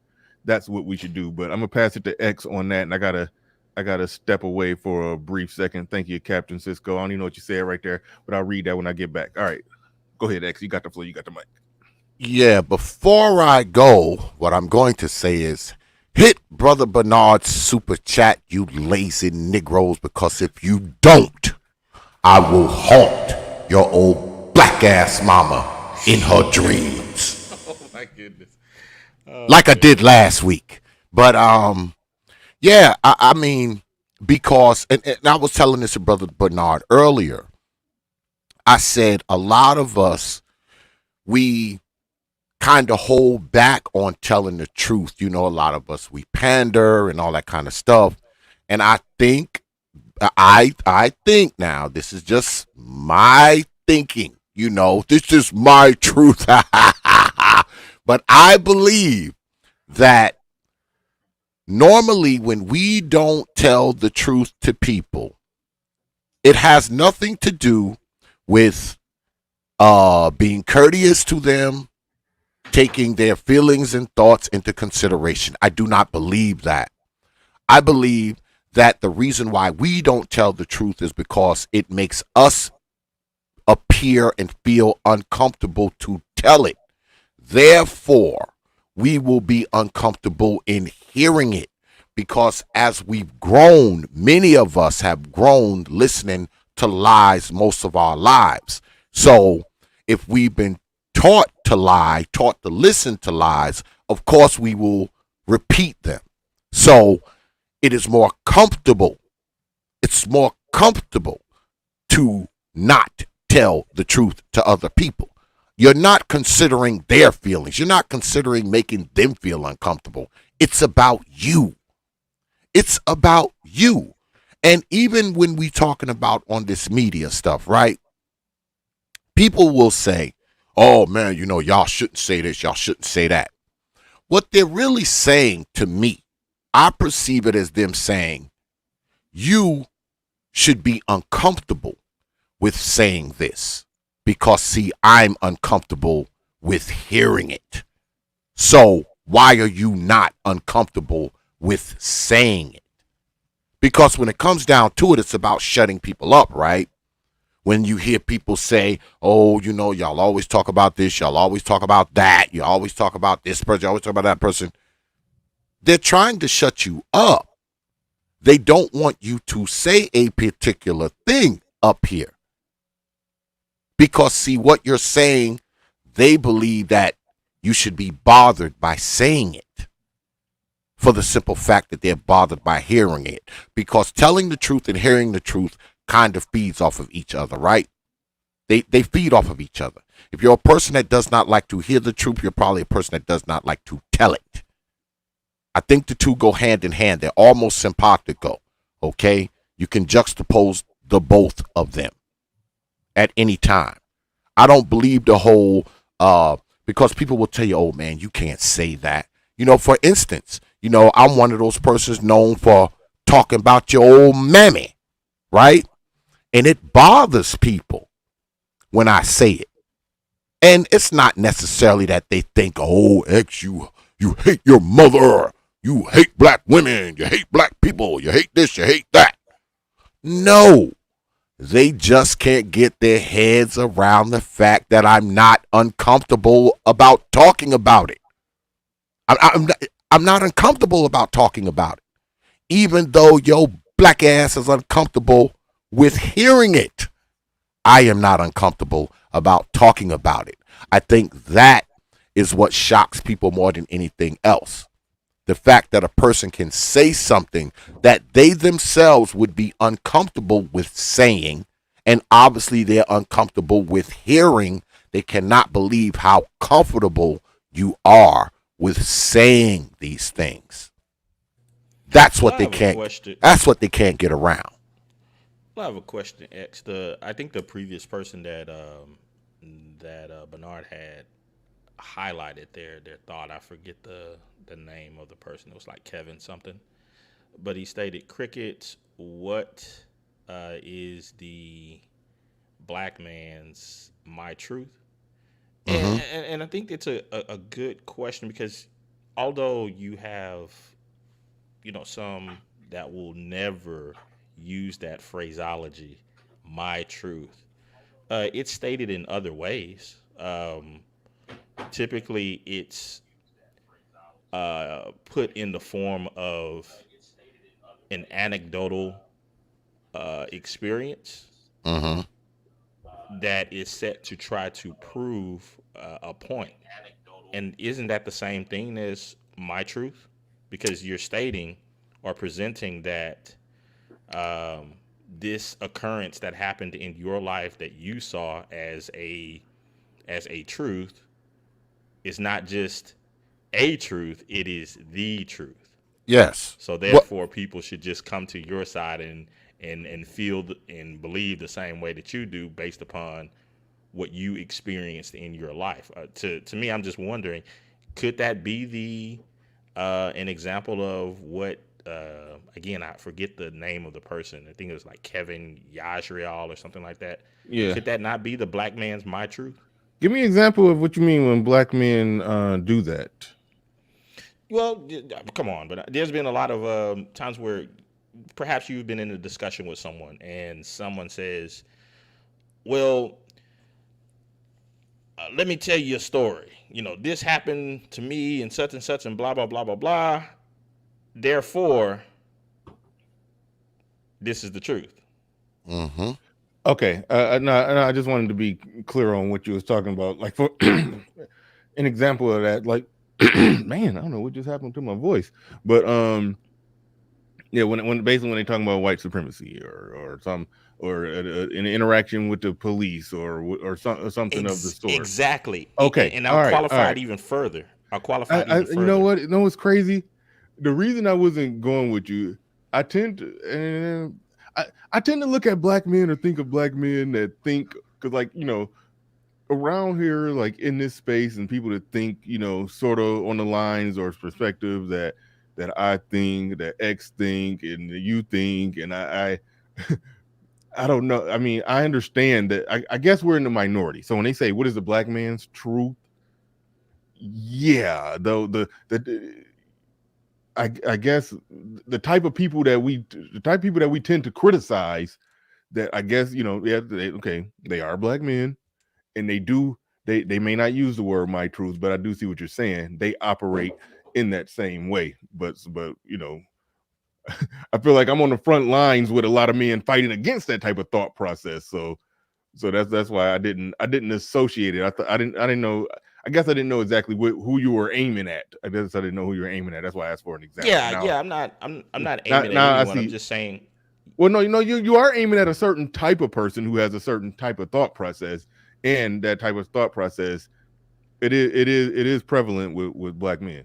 Well, don't Yeah, you? well, yeah. I thought you were trying to say like specific, but yeah, do- you could say at a group. But I guess what I was saying to even put an additional qualifier to it is, um, when you could have a topic about a general, a general subject, Mm-hmm. and then when people come into that subject, that general topic, adding in their anecdotal evidence to prove a point. That's what I'm Mm-hmm. stating when I think that would be an example of in many of the conversations that would But kind of sit in as the black man's my truth. when do they often do that though? You often hear that kind of crap, Brother Supreme, when they are arguing an exception. That's when you often hear it. Mm-hmm. When they're basing their argument, when their argument is rooted inside of the exception, right? Because you can say, well, 75% of this happens. That person will argue for that 25%, not realizing that statistically,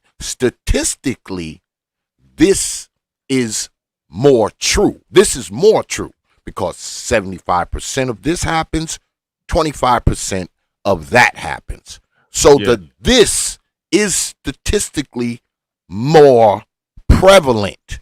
And people will argue that the 25%, if they're not arguing that it's prevalent, they're arguing the fact that it can happen, which we already know, but it only happens 25% of the time. So these are the arguments you kind of encounter, especially up here, because YouTube is like The Sims. People get up here and digital life, digital wife, digital thought, digital car, digital money, digital dreams. So they get up here, and when they get up here, they try to make it seem like what is possible, what is more than likely possible. They try to make it seem like that 20% is also possible. And I say again, we know that. But if something is only 20%, it is in the minority. Would you want to get on a plane that only has a 20% chance of making it to the destination? Would you buy a car that only has a 20% chance of making it to the house? All right. So I'm going with the 80. If you show me two airplanes and I'm flying to California, you say, this plane has a 20% chance of making it to California. This plane has an 80% chance to make it to California. Guess what plane I'm getting on? I'm not getting on the one that only has a 20% chance of making it there. And we disregard data. We disregard data. Okay? We disregard data when it doesn't suit whatever paradigm or narrative that we're talking about. All right? Now, we love data as long as the data compounds what we believe or what we're saying. But if that data does not compound what we're saying or what we thinking, we have a tendency to say, that's the white man's data. We say that, even though the data we just quoted came off the same website. Mm-hmm. Captain Cisco of the building, he says, when somebody say my truth, I feel like slapping the sheet out of them. And but before I got up, I made a statement about the nuances in the truth.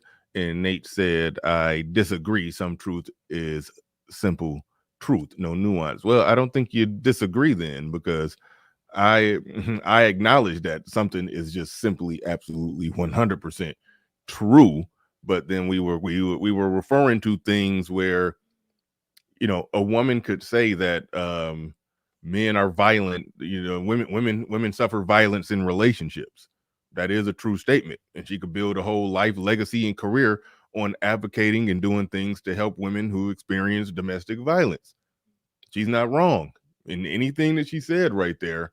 But where I say the truth is nuanced is that we can show the data, and within the data that we show that shows that women are actually in many ways more violent than men in relationships.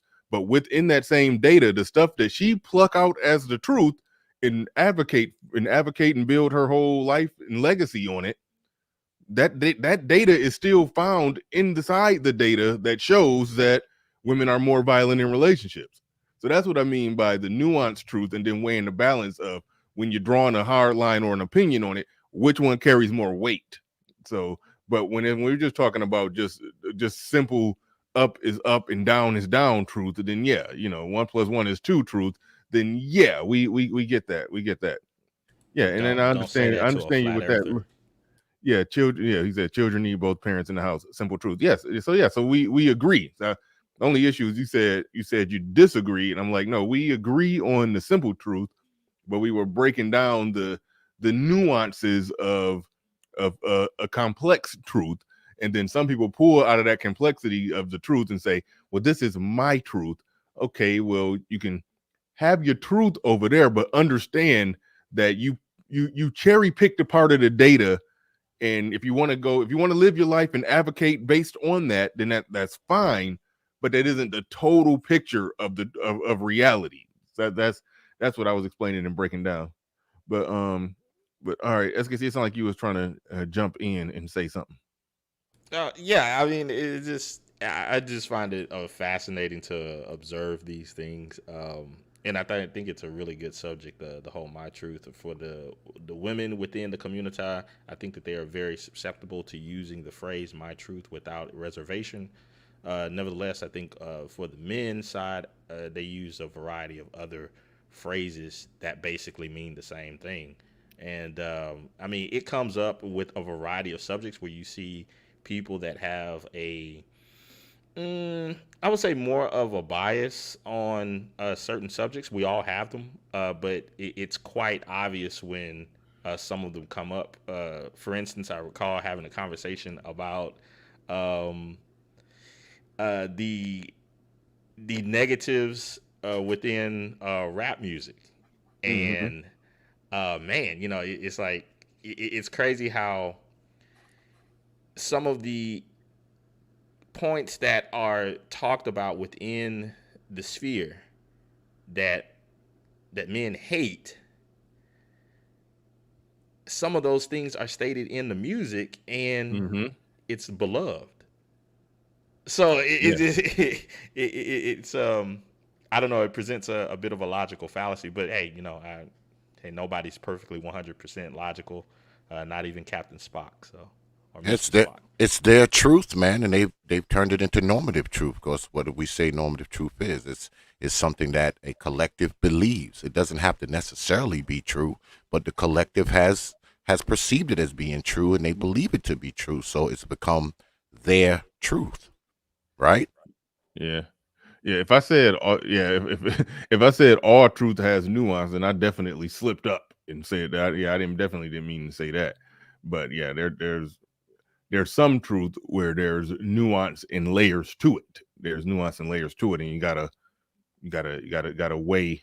You gotta look at which side carrying the most weight, and then draw a conclusion. But let's see. Damn, what was I just had? Shout out to Creation Muse in the building. Says, as asked to Jesus, Yeshua by the Pharaoh, what is truth? Blurring the lines, trying to make an exception to the rule. Yet we talked about that, how many people try to pull out the exception and try to make that exception carry more weight or the equal amount of weight as the rule. We definitely see that a lot. To what SKC said about rap music, and I've gotten to some debates on my show about that as well.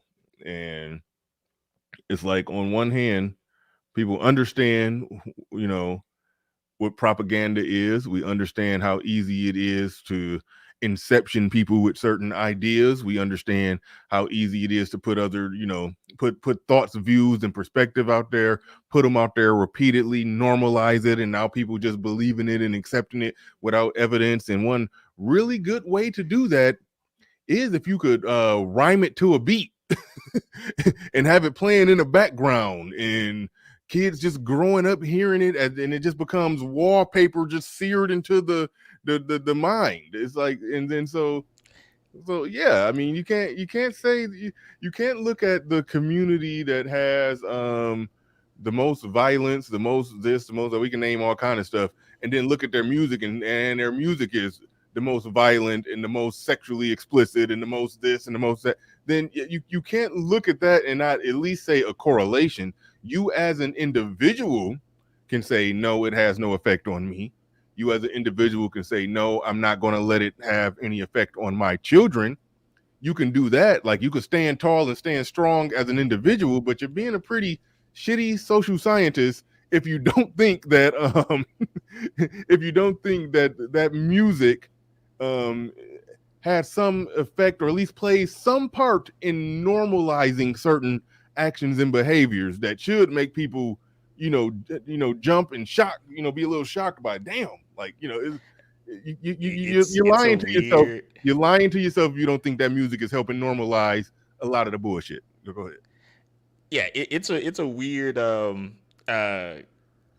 I don't know, case study that I play around with from time to time, because I don't argue it from the point of to tell people, no, I hate your music, or no, I'm not saying that, but I find it quite fascinating how people that have very logical viewpoints on a number of different subject matters, but when it comes to the specific music genre rap, because it has such a significant pull within Black America, how a lot of the thoughts will just start. They'll start to counteract even some of the points that they said about other things upon the subject. I remember having a conversation about this, and guys that I've heard state, yeah, the two parent family is the best model and so forth. But when it came to rap, they were, well, uh, it's not necessarily the best model. And so I was like, what? Yeah,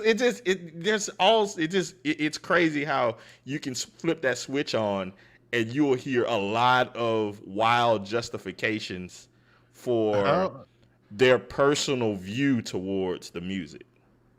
that's crazy. Like, how did rap music lead somebody to saying that the two parent household is not the best? Yeah. How did they Okay. make that leap to? Okay, so what the argument was is that, hey, um, I just stated, hey, let's say that we are anthropologists and we're looking at this specific group of people, and we already have stated that the two parent family setup is the most productive setup, and however, when we look at the music that a lot of the people are consuming, it works counter to the setup of the two parent family.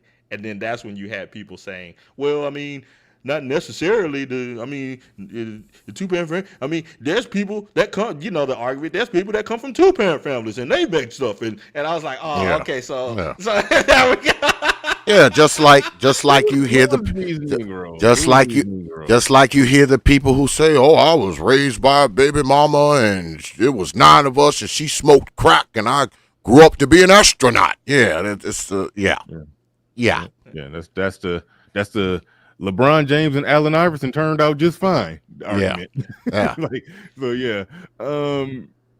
I gotta know who was saying that. I gotta know who was saying that, man. I mean, Like, come on, man. I'm not trying to do that. I'm not trying to do that. But I'll say Drop this. a I'll say name. Drop this. drop drop the You, name in the private it, chat. Drop the name in the private chat for me. oh, okay.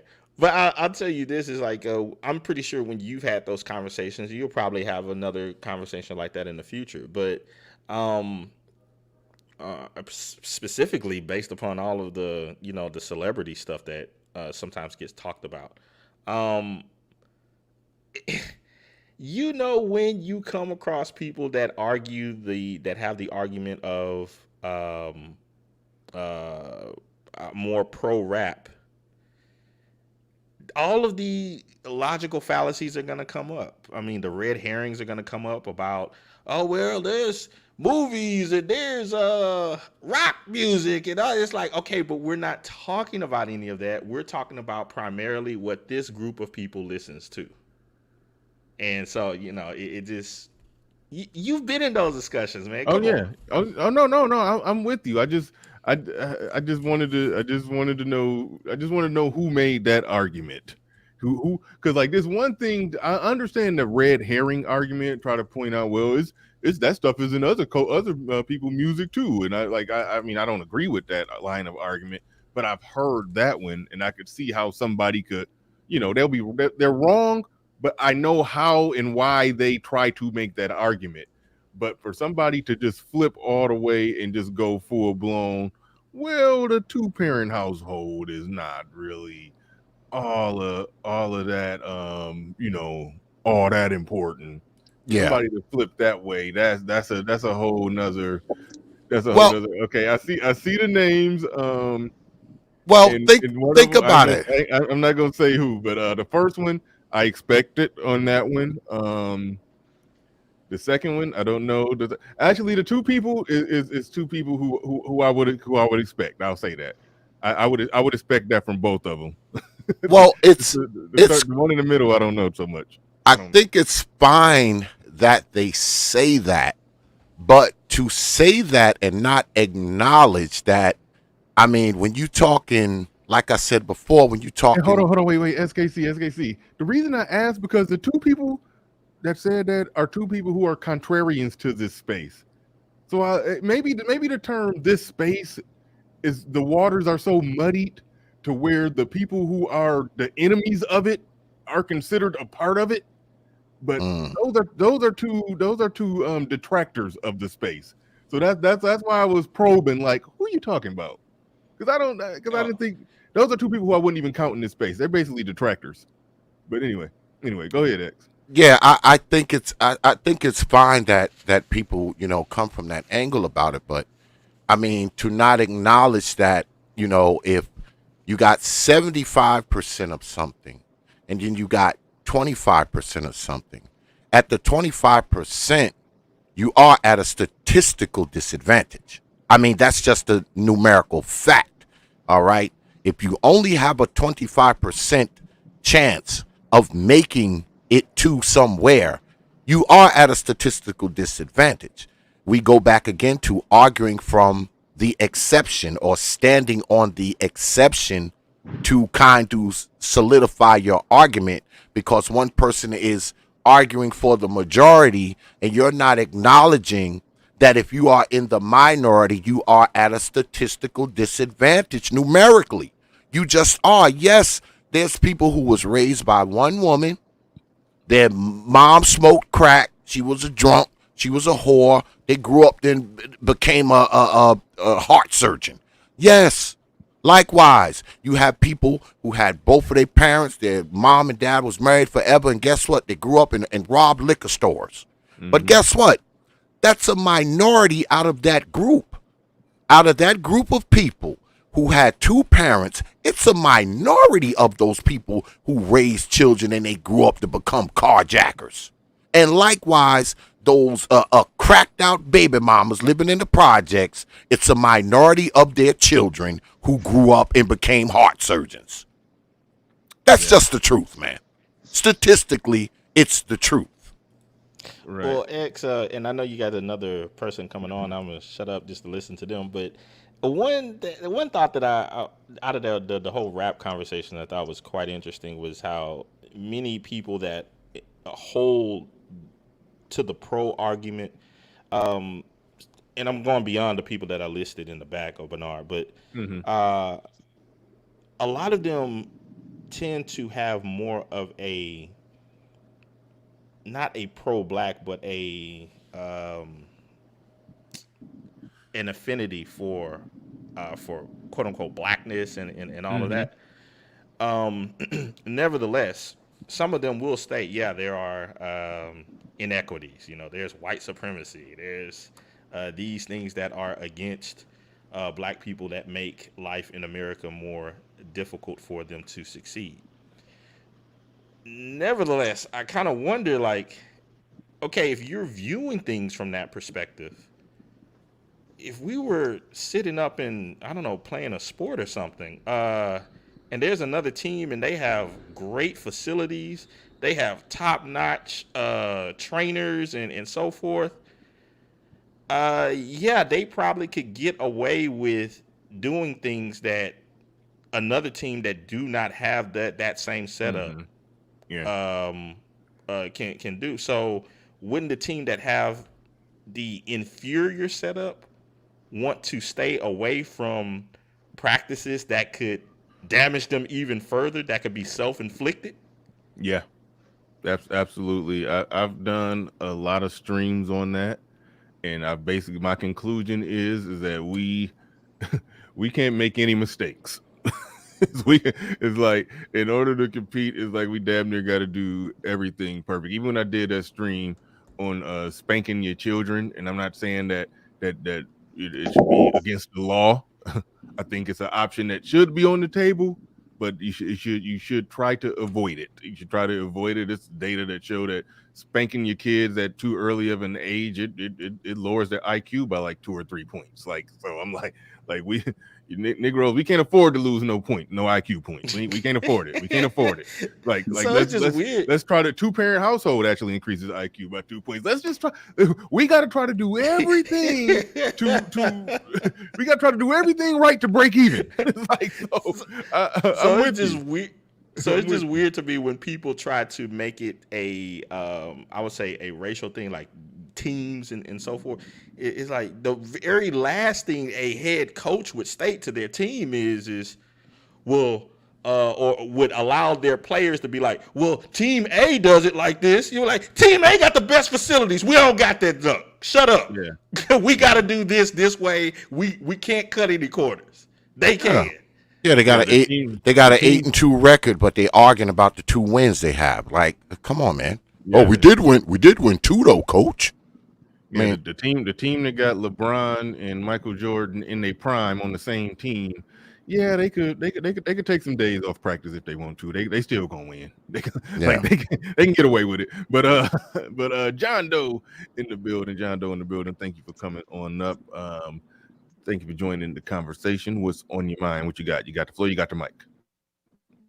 No, Oh shit! You T-Paining and Stephen Hawking and try to see. Go ahead and speak again. Oh, I can hear you. It just was kind of Borging a little bit. Yeah, we could hear you. It just was Borging a little bit. I don't know if you could do something about that, but go ahead and give it a try.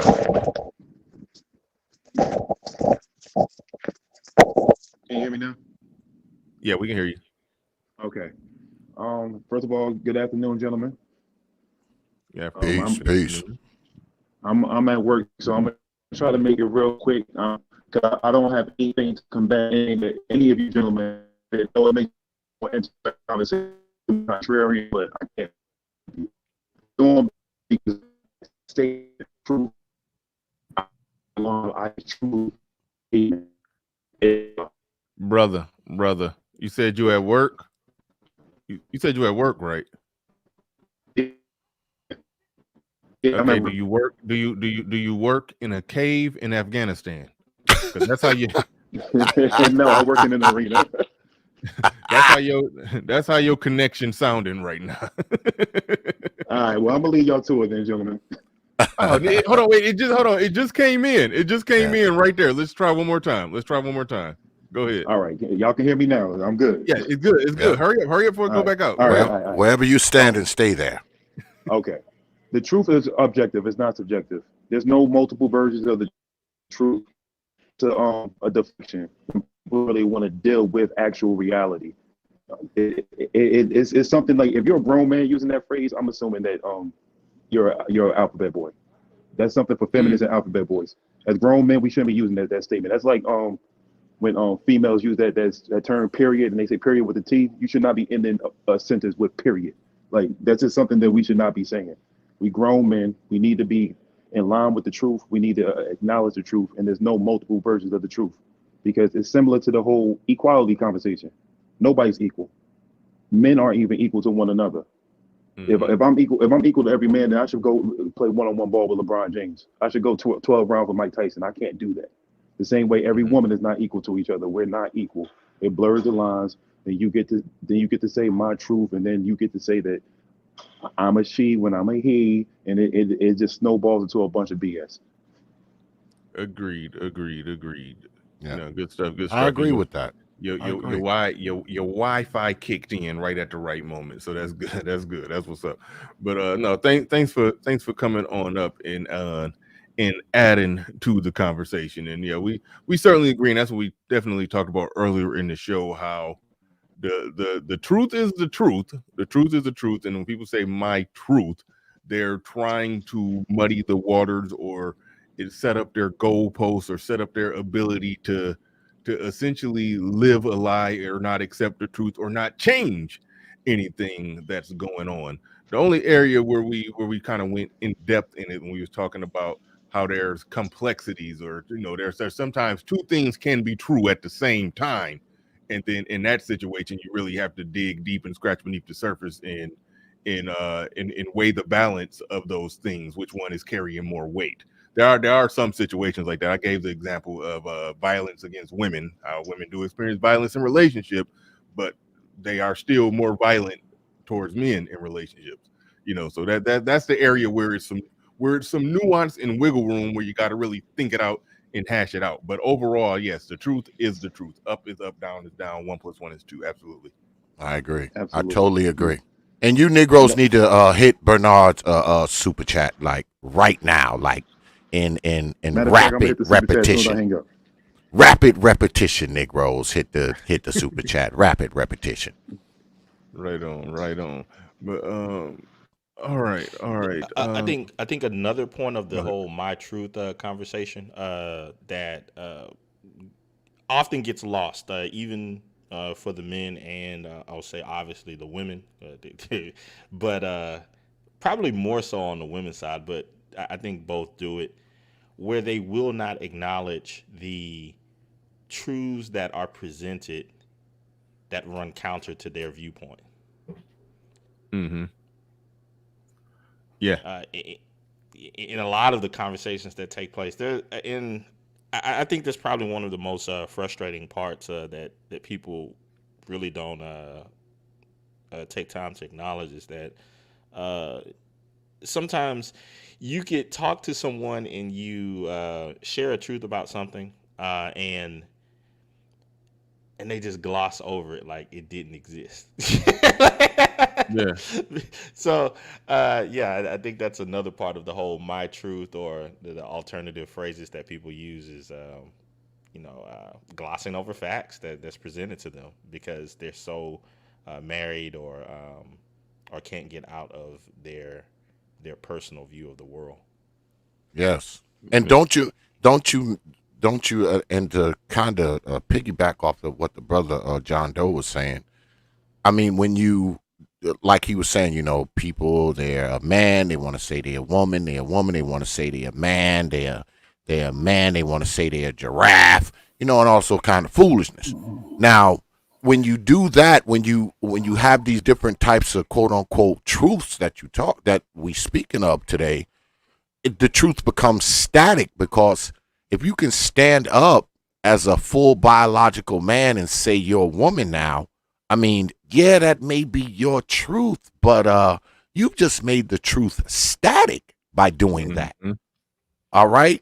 And I think that's what people kind of want. At least that's how it appears, that people want the truth to be static. They want the truth to be subjective, and they want others to see it as the quote unquote normative truth, right? Because for it to be normative truth, you need a collective to accept it and see it as true. And I think that's where we're kind of going in modern times, where, you need to accept that I'm a biological man, but I'm saying that I'm a woman. Or I'm a biological woman and I'm saying I'm a man. You need to accept that, right? Well, all of that stuff is crazy because the objective truth always occurs when they go into the doctor's office. Oh yeah. When they ask for their change, they don't bring up. They have two options when they go in for their change. Yes. I agree. All of those other options that they talk about on social media it's completely gone. When they talk to their doctor, they're talking about one or two. Yeah. No, good stuff. We are joined by Dre. What's going on? Welcome to the show. You have the floor. You have the mic. What's on your mind? How you doing, fellas? Doing good. Do you remember me? I was on a couple of months ago from the UK. My memory's bad. Yeah, I think I was on with one of the chaps. I remember his voice. Such a long time ago. I had a hat on, so you probably couldn't see me. Yeah, it was a minute ago, but welcome back. No, thanks. I appreciate that. I do enjoy watching the show. I thought I'd join you lot. I had a few comments. So, what do you guys think about what are the difference between the truth and fact? I think facts are what establishes what's true and what's not true. So that's the connection. That's what I would have to say. The connection between with truth and facts. Okay. So, I mean, the view I had was, if you look at truth in the context of, say, the criminal system, so the truth is beyond reasonable doubt, Okay. right? So, person A picks up a gun, shoots person B, people observe it, they say that's murder, right? It goes in the court system, the court finds him not guilty because that's the truth, right? So under the court system, beyond reasonable doubt, that was not deemed a murder, if you catch my drift. So the truth is something that's, I guess, verifiable by evidence and data and is beyond reasonable doubt. Well, okay, if somebody is on trial for it, that means okay, the legal system is obviously innocent until proven guilty, so we got to put the Correct. man on trial for it. But let's just say if it was caught on tape, all right, if it was caught on tape and we can clearly see that this person did it, then yeah, then the fact is that he picked up a gun, he aimed it at somebody, he shot it, and the person died. It's a fact that he killed somebody. If the justice system literally gets a not guilty verdict out of that, then that doesn't mean that it's true that he didn't kill him. It just means that the justice system did some bullshit. So this is why I disagree, you see, because what you stated leading up to the verdict is fact. The fact is there was footage. The fact is he picked up a gun. The fact is he, released the gun and shot somebody. That's a fact. The truth is tested under a framework. So the framework could be criminal or it could be a civil system. He could be sued for murder and pay out a load of money if he's rich. But what I'm trying to establish here is the differences and the nuances between fact and the truth. The truth has to be tested under a framework. So under the criminal system, that's why we have the criminal justice system, and people might have an opinion. But that's why I gave an example where it was on tape and it was just irrefutable. Now, let's just say if his fingerprints are on the gun, let's just say it's his gun. Let's just say he had an argument with the person earlier. Let's just say there's evidence that these two people scuffled and fought around the same time that this person was shot. All of those different things are circumstantial. I think they would qualify as circumstantial evidence. That person, even though he's the prime suspect, and all the facts that we can prove does point in the direction that it may be him, it also may not be true that he was the one that did it, thus the not guilty verdict. You see, so that's how facts could point in a certain direction, but it doesn't necessarily mean that it's going to lead you 100% to the total truth. It just means you have evidence that this is probably true. You see, so I think that's what you're fishing for right now. No. Yeah, I think I know where the brother is going. I think I know where he's going here, because like y'all said, the facts is he picked up a gun, he shot the brother. The brother's laying on the floor dead. But when you're talking about running something through the middle of the criminal justice system, it's still subjective to what the jury thinks. Yes, the jury saw him shoot the guy. Yes, the jury saw the footage. Yes, he's been charged with murder, but the jury looked at it in a subjective way and said not guilty. And then again, if you take a plea, right? Say you shoot somebody, they fall dead, right? You take a plea. You may not get a plea for first-degree murder. You may get a plea for second-degree murder. You may get a plea for involuntary homicide. You may get a plea for manslaughter. Now, all of that is subjective, but the facts are you picked up a gun, you shot the brother, he's laying in the floor. All that other stuff is subjective. The charge, the conviction, the interpretation of the jury. If you know where I'm going here, folks. Totally That's what agree. I'm saying. Yeah, no, I totally agree with you. I agree with both of you, but I've always understood the terminology to be reversed. But What do you mean? What do you but mean, Brother Supreme? but the entire concept of what you're stating, I agree with absolutely. I just, if you would invert truth and fact, I think that's what that from the when you go into the legalese of it. I don't know how it is in the UK, but in and maybe someone like the lead attorney could talk about it, but I just always understood it to be the reverse, that the truth was the truth, the facts were things that needed to be substantiated by evidence.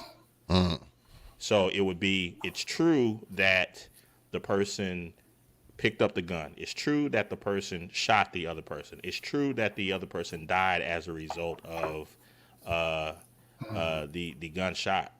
Nevertheless, you would need to prove the facts surrounding why those truths occurred, and then So determine whether or not the motive suited what the prosecution or defense were arguing. okay, so what you're saying is the facts are subjective because we may have seen you may have seen him shoot the guy and the guy fell, but the facts of the case are, the gun went off mistakenly, or something like that. Is The that what you're truth, saying, or no, something else? Yeah. apologies, sir. The truth. The Okay. truth may well be that the gun went off accidentally, or there were mitigating circumstances. But the fact is, he picked up the gun and shot the person. So I think we're walking a fine balance here, and that's why I was very keen to set the framework of the criminal justice system, because then that allows us to have a more constructive conversation around it. But that person has to be charged with a crime. Is it first degree murder? Is it premeditated murder, etc.? And then the facts have to prove the guilt. So, and it's this so if you take it away from the criminal justice system, well, let's look at it as a civil matter. I gave Mr. Bernard $10 in exchange for a shirt. He didn't give me the shirt. I then sue him for $50, 5 times what I gave him. And we end up in a civil court, say in front of Judge Judy. I know you Americans love Judge Judy. And then she finds in my favor. That's going to be based on not reasonable doubt, but on the balance of probability. So on the balance of probability, which is a lower threshold of a truth, does Mr. Bernard owe me $50? And if I say I gave him $10 at an interest rate of, say, 10% a month, and that appreciated to $50, so I'll be well within my rights to seek $50 from him. And then on the balance of probability, the judge would have to rule, well, I think you do owe me this gentleman money. So just to bring this to a full circle, I think the truth is based on a framework. There has to be a framework for the truth. Without framework, you can debate till the cows come home what the truth is. But a fact is fact. A fact is a fact. Am I wearing a beige jumper? Yes, that's a fact. What the hell So is a that jump? What the hell is a jumper, I was man? about to say, a jumper it is a fact that we don't call them jumpers Oh, in yeah. the United States. Yeah. Jumper. Those are facts. Nah, I'm just messing with the brother. but you catch my drift. Yeah, I understand what you're saying, and from a legal standpoint, that's where that's where the waters get muddy, and we could start having either a legal or even a philosophical conversation about what's true. So it's like we started out base level where a lot of people be saying my truth. Like we can debunk and shoot that one down real fast. Now when we get deep into the philosophy of it and the legal leads of it, and then throw in some Bill Clinton with the definition of is and all of that stuff, like I mean that's where yeah, it can get complex, but there are certain things that we can draw hard lines in the sand about what the truth is or what the absolute truth is. From that legal standpoint, though, from that legal standpoint, and that's why they say that's why nobody is found innocent in the court of law. It's just not guilty, or by reasonable doubt or whatever. You can find them guilty. I'm botching the wording, which I know what I'm trying to say. That's why even in the courtroom they don't say he is absolutely true that this person is innocent. You never get found innocent in the courtroom. You found guilty or not guilty. So it's reasons why they word it that way, because we understand that we're operating on trying to prove what more than likely happened. And in some lucky cases we can find absolutely just not just evidence that you can't just inconvertible evidence. I think I said it right. That this person definitely did it. So, but we run into we get in muddy waters when we go down that route with it. But yeah, but the search and pursuit of the truth when it comes to complex situations, that's what you have to do with it. But and when the people that use the term "my truth," that ain't what they're doing with it. They're just bullshitting. But no, I do understand. I do understand the layers that you're adding to it. They're shaping the so-called truth, man, and only using the parts that they see fit to use. I mean, if you're talking about the real objective truth, you're talking about even the parts of the truth that may not make you feel good, may not make you look in the best light, right? When you talking my truth, you're talking about, whatever truth you feel the most comfortable with, whatever truth you think best suits your particular narrative is what you're talking about, because all the other parts you've kind of left out.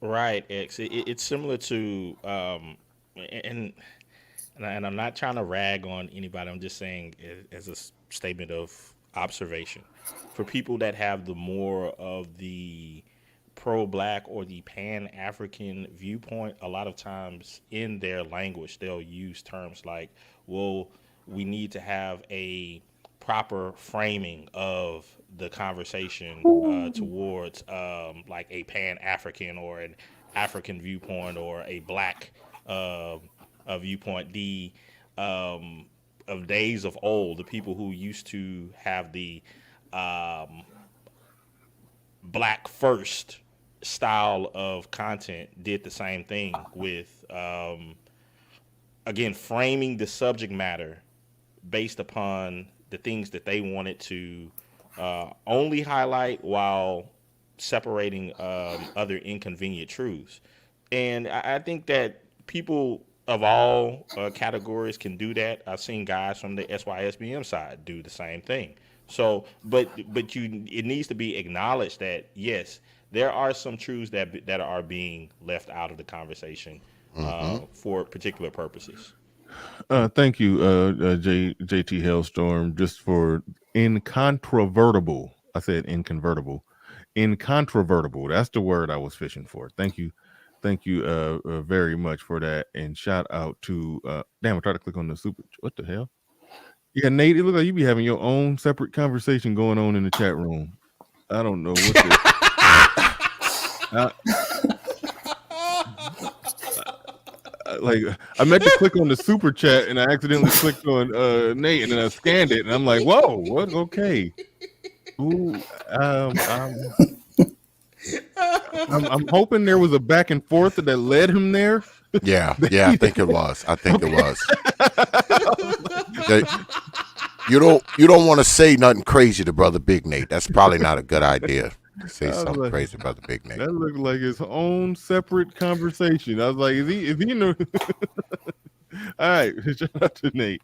But Super 79 says my truth is the customization of society's norms and sometimes laws to fit their personal feeling and or believe, good and bad, mostly bad. LOL. No, good stuff right there. Absolutely. Yeah, you're definitely in line with what we've been saying on the show today. So shout out to Supra 79 coming through with the $15 super chat. We definitely appreciate that. Shout out to Captain Cisco in the building, says, who started my truth, men or women? I believe it was definitely women who brought the whole term concept of my truth to the table. Actually, I think it came around the time of the Me Too stuff. I was literally just Yeah. about to say that. I was literally just about to say that's when it started with Me Too. They start saying my truth. Absolutely. I 100% was about to say Yeah. the same damn thing. So but yeah. But let's see, For let's the see. UK. Oh, go ahead. No, go ahead, because I was bored. Well, no, just go ahead, SKC. You got it. Well, it's wondering for the UK brother. Is that terminology used a lot in the UK so far as the my truth thing? Is that Hold up. Can I just jump in for a second? Cause I seen something. I see shout out to Gail at night. She just gifted you Negroes 5 grown man hour memberships. Feel Oh, privileged Negroes. right. I don't even know Yes, how that works. Somebody yeah, else she did that she just before. gifted like 5 people in their memberships. I saw that. Thank you very much for that. Oh, okay, I see.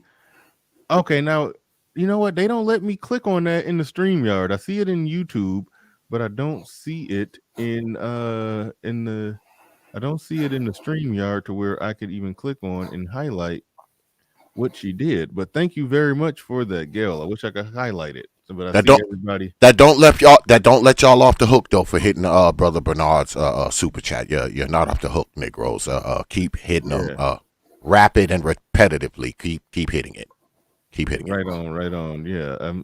Okay, I think I see where I can find it, but it looked like TD Hutch, the Stone, the Builder Refuse. I like that.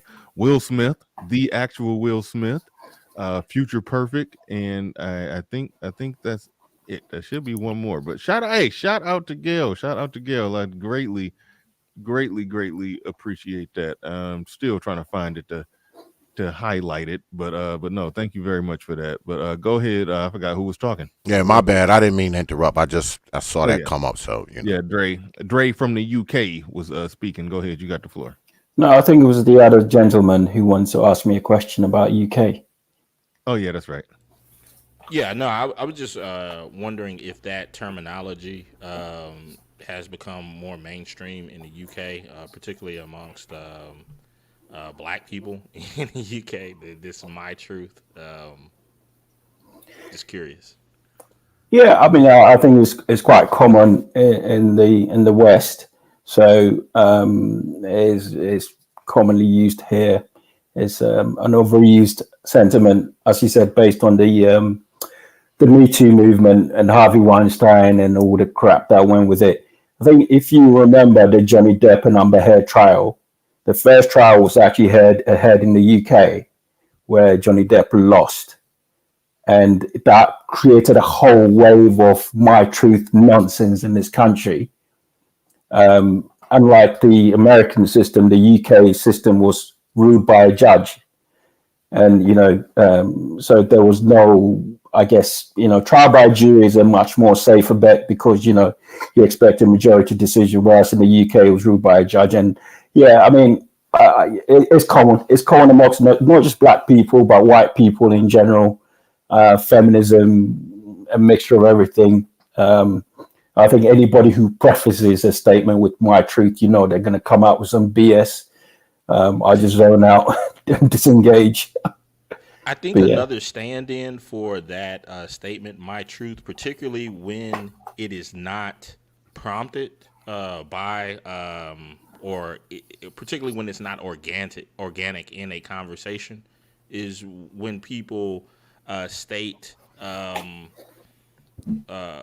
their viewpoint based upon their designation. Like a lot of times people will say in a conversation, I don't know, it can be a conversation about socks, and they'll say, "Well, as a black woman who's a mother," it's like yeah, it's like what So I see that a lot of times when people make those qualifications, and I think that that's just another stand-in for the same acronym for not an acronym, a synonym to the phraseology "my truth." yeah. Yeah, It's in the almost video that I did yesterday, it was when it was feminists on that show Vice. They got like a 16 million subscribers. We was hearing people say stuff like as a non-binary, handy-capable woman with no legs in a goldfish. My perspective is, I was like, Instead of a goldfish. that's what they made. That's what they might as well have been saying on there, man. It was so many qualifiers for everybody who spoke or said anything.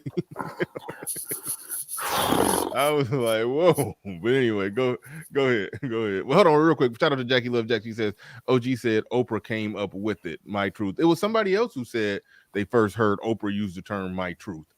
And so we probably should have did some more research. We could have dug up the My Truth Marvel origin story and played it all out here. But if that was Oprah, if Oprah is the Batman villain behind the term My Truth, that would have been an even more interesting show.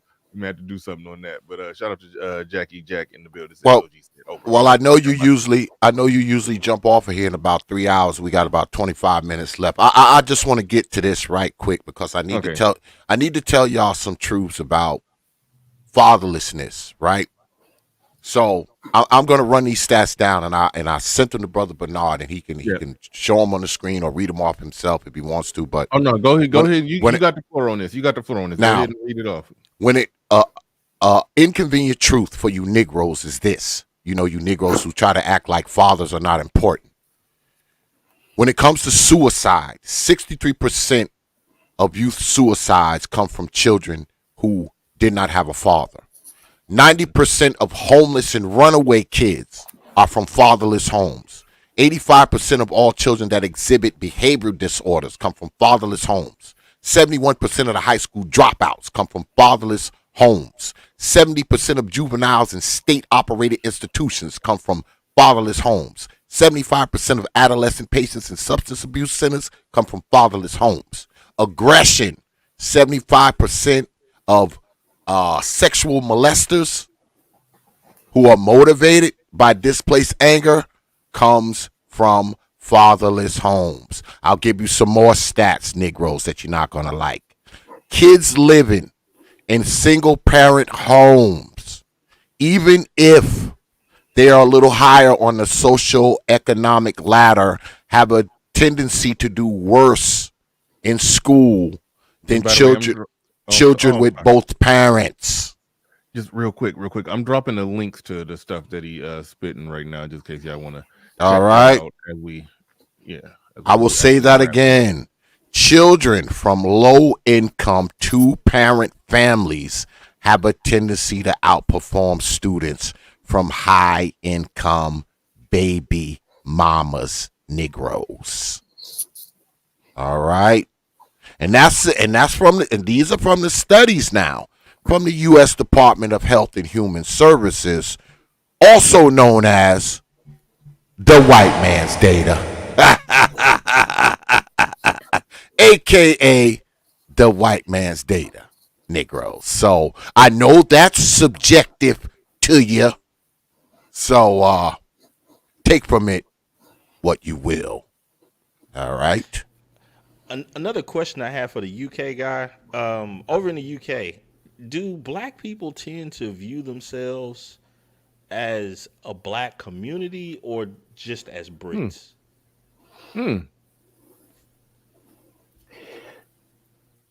I think black people find more common ground in being British than, say, English, because the UK is made up of Scotland, England, and Wales.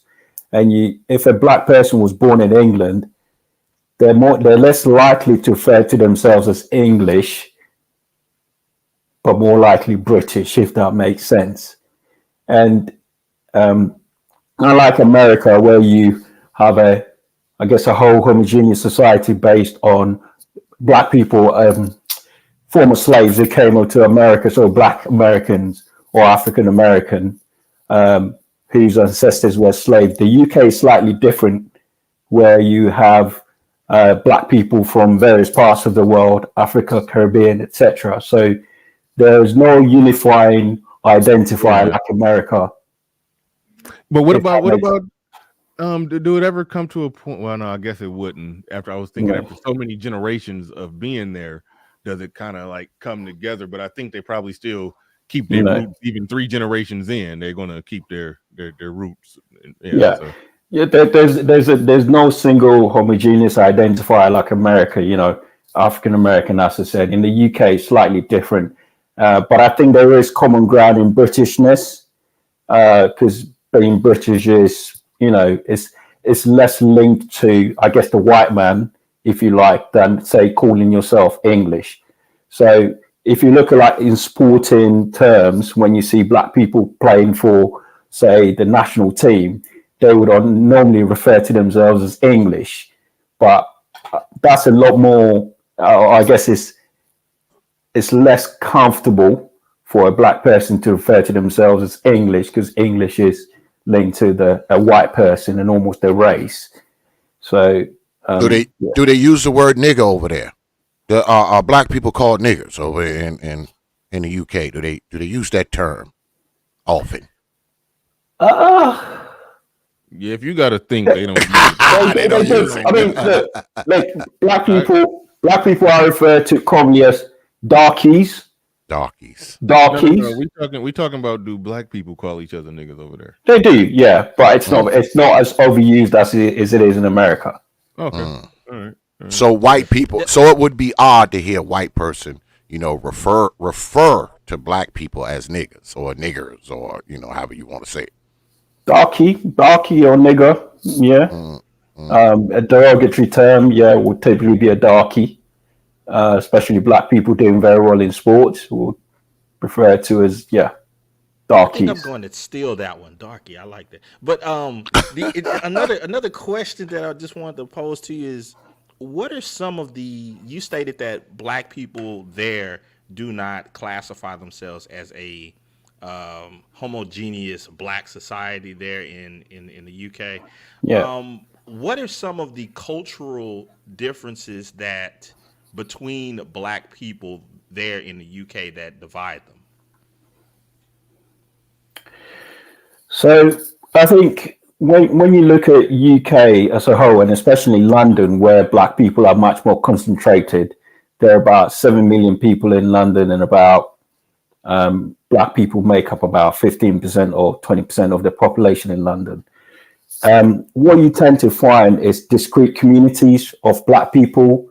So Caribbean are typically based in Brixton and further west. So people, the best way to describe it is you will never go to a community where you find black people from various parts of the world concentrated. They tend to gravitate towards separate communities. Caribbeans are separate, Africans will be separate, Nigerians will be separate, Congolese. So, and it's a byproduct of the initial statement I made that the lack of a homogeneous group has caused fragmentation in the way black people are spread out in the UK, if that makes sense. Even right there in the UK, all of the different black people that reside there, they don't even hang out with each other and mess with each other like that. They separate themselves. Yeah, I mean, I think with the current generation is, these are second generation immigrants or third generation immigrants, and they're sort of coming together. But when I was growing up in the UK, there was an almost an invisible China war between the Caribbean and the African community, and never really saw eye to eye. So you wouldn't, 10, 15 years ago, you wouldn't find a group of, say, different black people hanging out together. But now I think it's becoming a lot more unified, where you can't tell the difference, for example, between somebody from the Caribbean and somebody from Africa. So is it more about color or class there? Is it a combination of both? It's a combination of both, but the UK is a very class-based system. So class does matter here a lot. Even as a black person, black people don't tend to be seen as part of the upper class, but in the middle class and kind of the upper middle class is probably the ceiling for the black people and the nouveau riche, if you want to call them that. But yeah, class is I guess is a much more prominent social indicator in terms of how you're seen compared to race. Well, I guess that's a UK truth. That's a UK truth. All right. A UK fact, yeah. All right. We are joined by Pablo down at the we can't even see you. Joined by Pablo. Shout out to you. Welcome aboard. Welcome back. What's on your mind? What you got? Oh, nothing much. I wanted to chime in on what SKC was talking about because I was a part of the discussion over on his channel about music and in particular hip hop influence on the current Black American culture. Mm-hmm. And one of the things that we noticed is that those who quote unquote were in favor of the idea that, oh, hip hop has nothing to do with people's behavior, music doesn't influence people's behavior. There was that camp, right? Mm-hmm. But when I asked them this question, would you let your daughter who is a child, not even a teenager, listen to Meg Thee Stallion and Cardi B? Mm-hmm. All of a sudden, their old music don't influence behavior. All of a sudden, it changed. Mm-hmm. They did not want to say that they would allow the child to listen to that music. And I asked them, well, wait a minute. You just said over here that the music doesn't influence people and their behavior, but now you're backtracking and saying, well, I wouldn't let my daughter listen to it. Excuse me. I'm eating it swallowed the wrong way. But man, you done ate the wrong food or what you overseas? Where you at, Pablo? You out of the country done caught something. What's going on? I'm back. You all right? Eating something that's still alive. You know you been traveling. Yeah, they didn't cook that exotic food all the way. Got you over there dying on us, man. Right? It's still wiggling. I'm all right. Wiggling. So when I asked them that, they flipped. I said, Mm-hmm. well, why would you not let your daughter listen to it? And they were caught. Because if they gave the answer as to why they wouldn't let their daughter listen to it, then they would submit to it is a bad influence. Mm. Yeah. No, it's they it's wanted a no-brainer. Oh, go ahead. Yeah, they wanted to believe that their quote unquote favorite art form or part of Black American culture was not toxic. They wanted to not believe it. Mm. Yeah. So their truth changed then. But can it be? Let me play devil's advocate for a second here. Can it be that they acknowledged that the music does affect people's thinking? Maybe they did do that. Because they still would not. They still would not, because to do so would be to admit that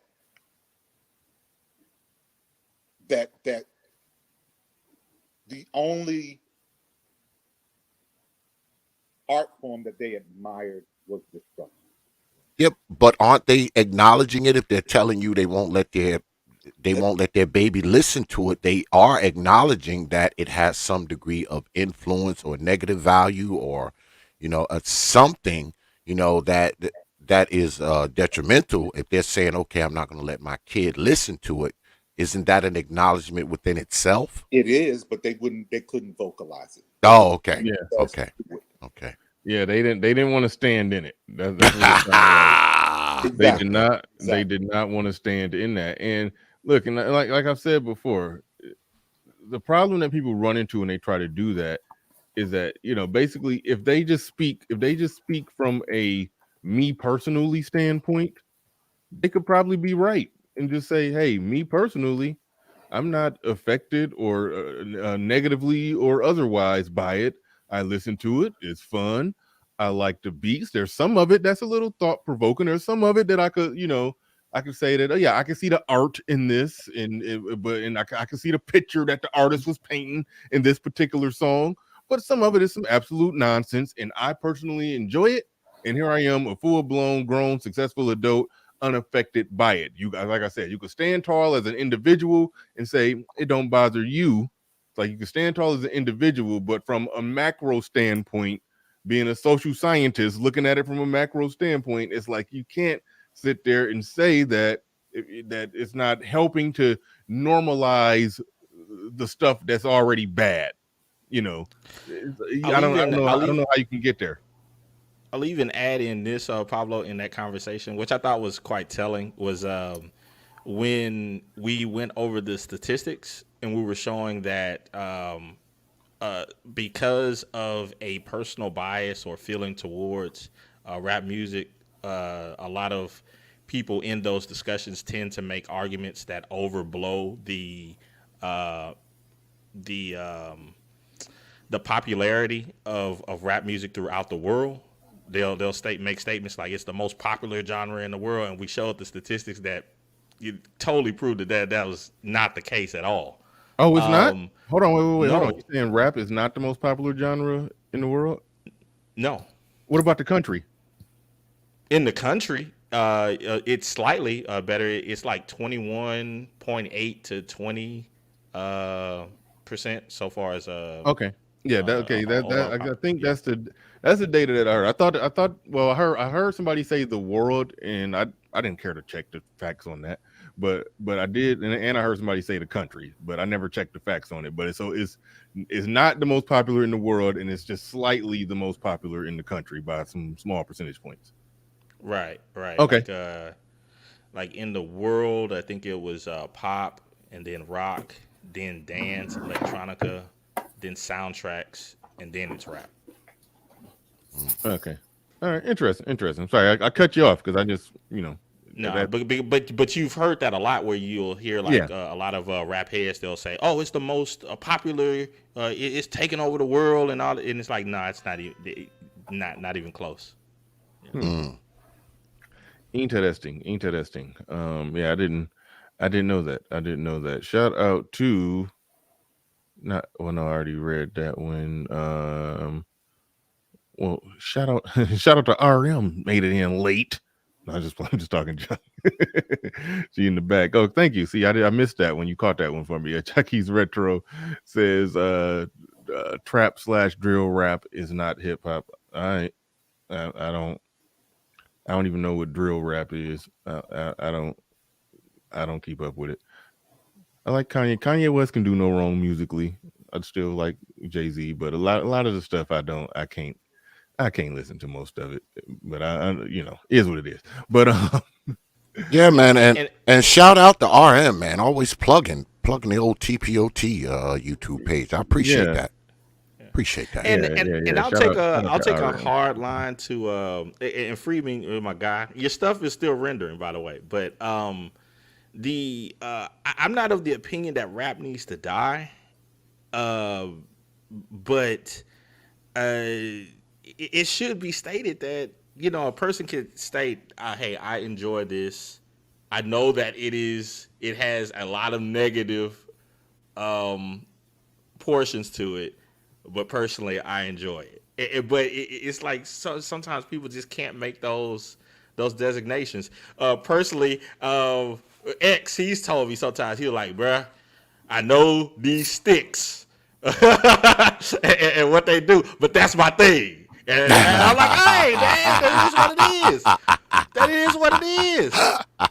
My grandpa on my in-law side, my wife's grandpa, he likes pipes. It is what it is, but he tells you, yeah, I know it's bad for my health. It is Yeah, what it is. I know, but I don't know. I can't separate myself from them for some reason. Mostly because I don't want to. That's like 95% of the reason, because I don't want to. I can't separate myself from them, man. I just can't. Yeah. And I don't want to. That is my truth. But it's still the rap heads just making that statement and just saying, you know what I like, and yeah, I know there's a lot of negative in it, but and I know that it has a negative uh, influence on others. This is we know this because we can look at little kids that, you know, twerking and going on doing all this other stuff. Instead of just stating that, they want to argue it down to the white meat. Well, no, or no, they'll individualize it. Well, if your kid twerking, that's your own fault. You know, and Right, that right. that individual argument is true. You're being a good you're being a good individual, and you're being a good parent for, you know, advocating for each parent protecting its own kids. Like you're being a strong individual. You're being a shitty social scientist. That's what I always go back to when people try to take something like that and then try to say the macro doesn't matter, the individual just need to do this, you know. Yeah, That's yeah. yeah.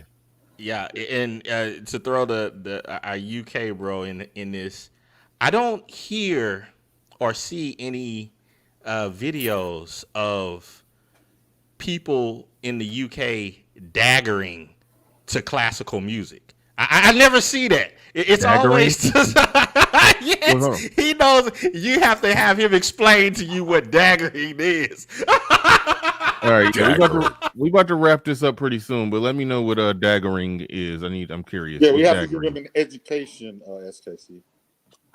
Daggering. Oh. He's googling it. He don't know. So SKC, you tell me what's daggering. Yeah, daggering is not a word I'm familiar with. I All mean, right, what's dabbling, daggering? you mean dabbling. To dabble Pablo, in something. I'll pass this over to you. To dabble. To who? Who No. are you passing it to? Hold on. SKC, he said he don't know. So whoever knows. I'll pass it over to Pablo. Pablo, what is daggering? SKC, you know we have to show him better than we can tell him, and I'm not in a position to show him right now. Jesus Christ, y'all just not going to tell us what daggering is. No. Neither am I. I'm not in the position to show him. What says that it's a dance? Looking at it, daggering is a form of dance originating from Jamaica. Oh, y'all talking about no skinny dudes be like they be like body slamming them fat chicks and stuff, or Yeah. Exactly. Oh, that's daggering. Daggering, yeah. But you know what? When I had Chantel Simone on my show, I meant to ask her about that type of dancing that came out of Jamaica, where it be like big time wrestling. It be wrestling. Like they be belly to back suplexing each other. A chick bend over a dude, stand up on her back, and then go off the top ropes and land on another chick who on the ground with her legs spread eagle. Is like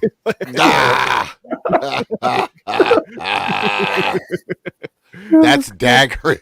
That's called daggering, where they like jumping up and like landing on them or something like that. Like it's a weird type of damn, I don't even want to do it because I don't even want to get a copyright strike. You probably I ain't about to get a copyright claim on that. But yeah, just look up that get your channel slapped. Your channel that gets slapped for that. that Jamaican dancing where they be clowning.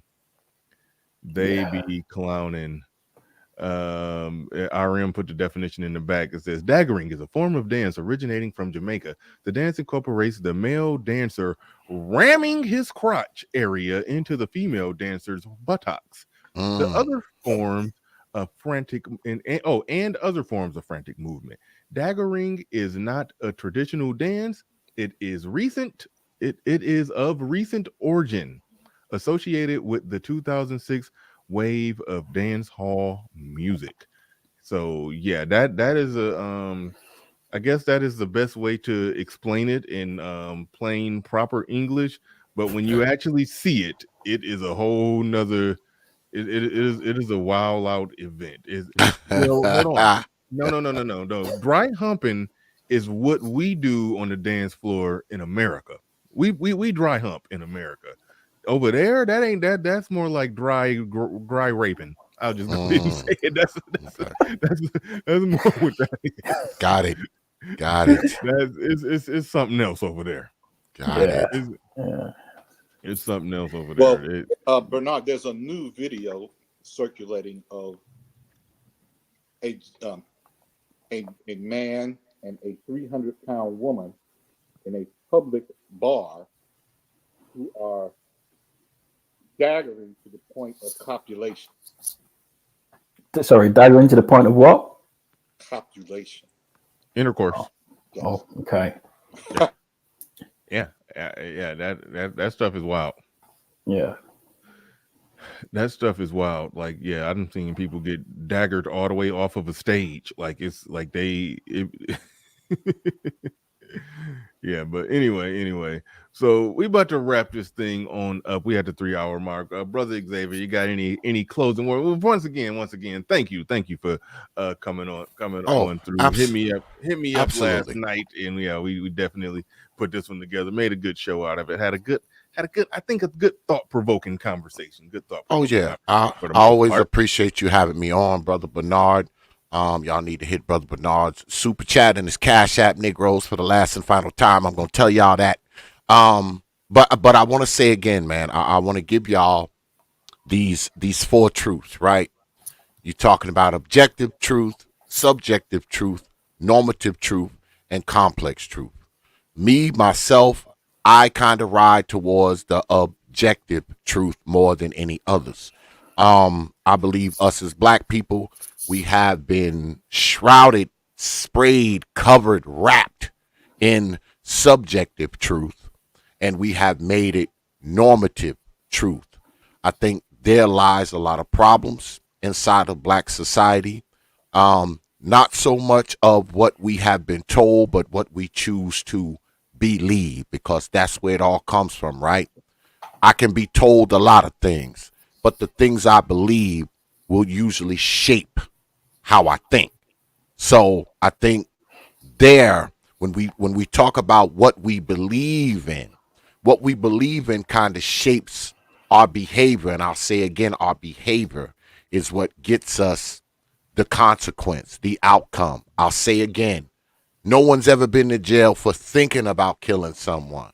No one's ever been to jail for thinking about carjacking. No one's ever been to jail for thinking about robbing a liquor store. When you rob the liquor store, you go to jail. When you kill the person, you go to jail. When you carjack, you go to jail. So I say again, like I said at the top of this stream, it's easy for us to jump from consequence all the way back to environment and skip those 2 steps. But those 2 steps are ever so important, because you go from environment to thinking to behavior to consequence. That, Negroes, is the objective truth. Anything outside of that is somewhat subjective, and I think the problem is that we've made it normative. But that's all. Brother Bernard, man, I appreciate you having me on, my brother, as always. Hit me up for the voiceover project. You got my information. And all you other Negroes in the chat, I will see y'all on the other side as well. Peace. Salute. And with that said, ladies and gentlemen, we are out of here. I'd like to thank everybody who liked, shared, subscribed, super chatted, Cash App, did anything to support the stream in any way, shape, or form. Greatly appreciate you. And with that said, we out of here. Well, no, I ain't even gonna say we out of here. Peace. I'm gonna let X do it. We out of here. Hit that echo box. Peace. Right. Negroes. Peace.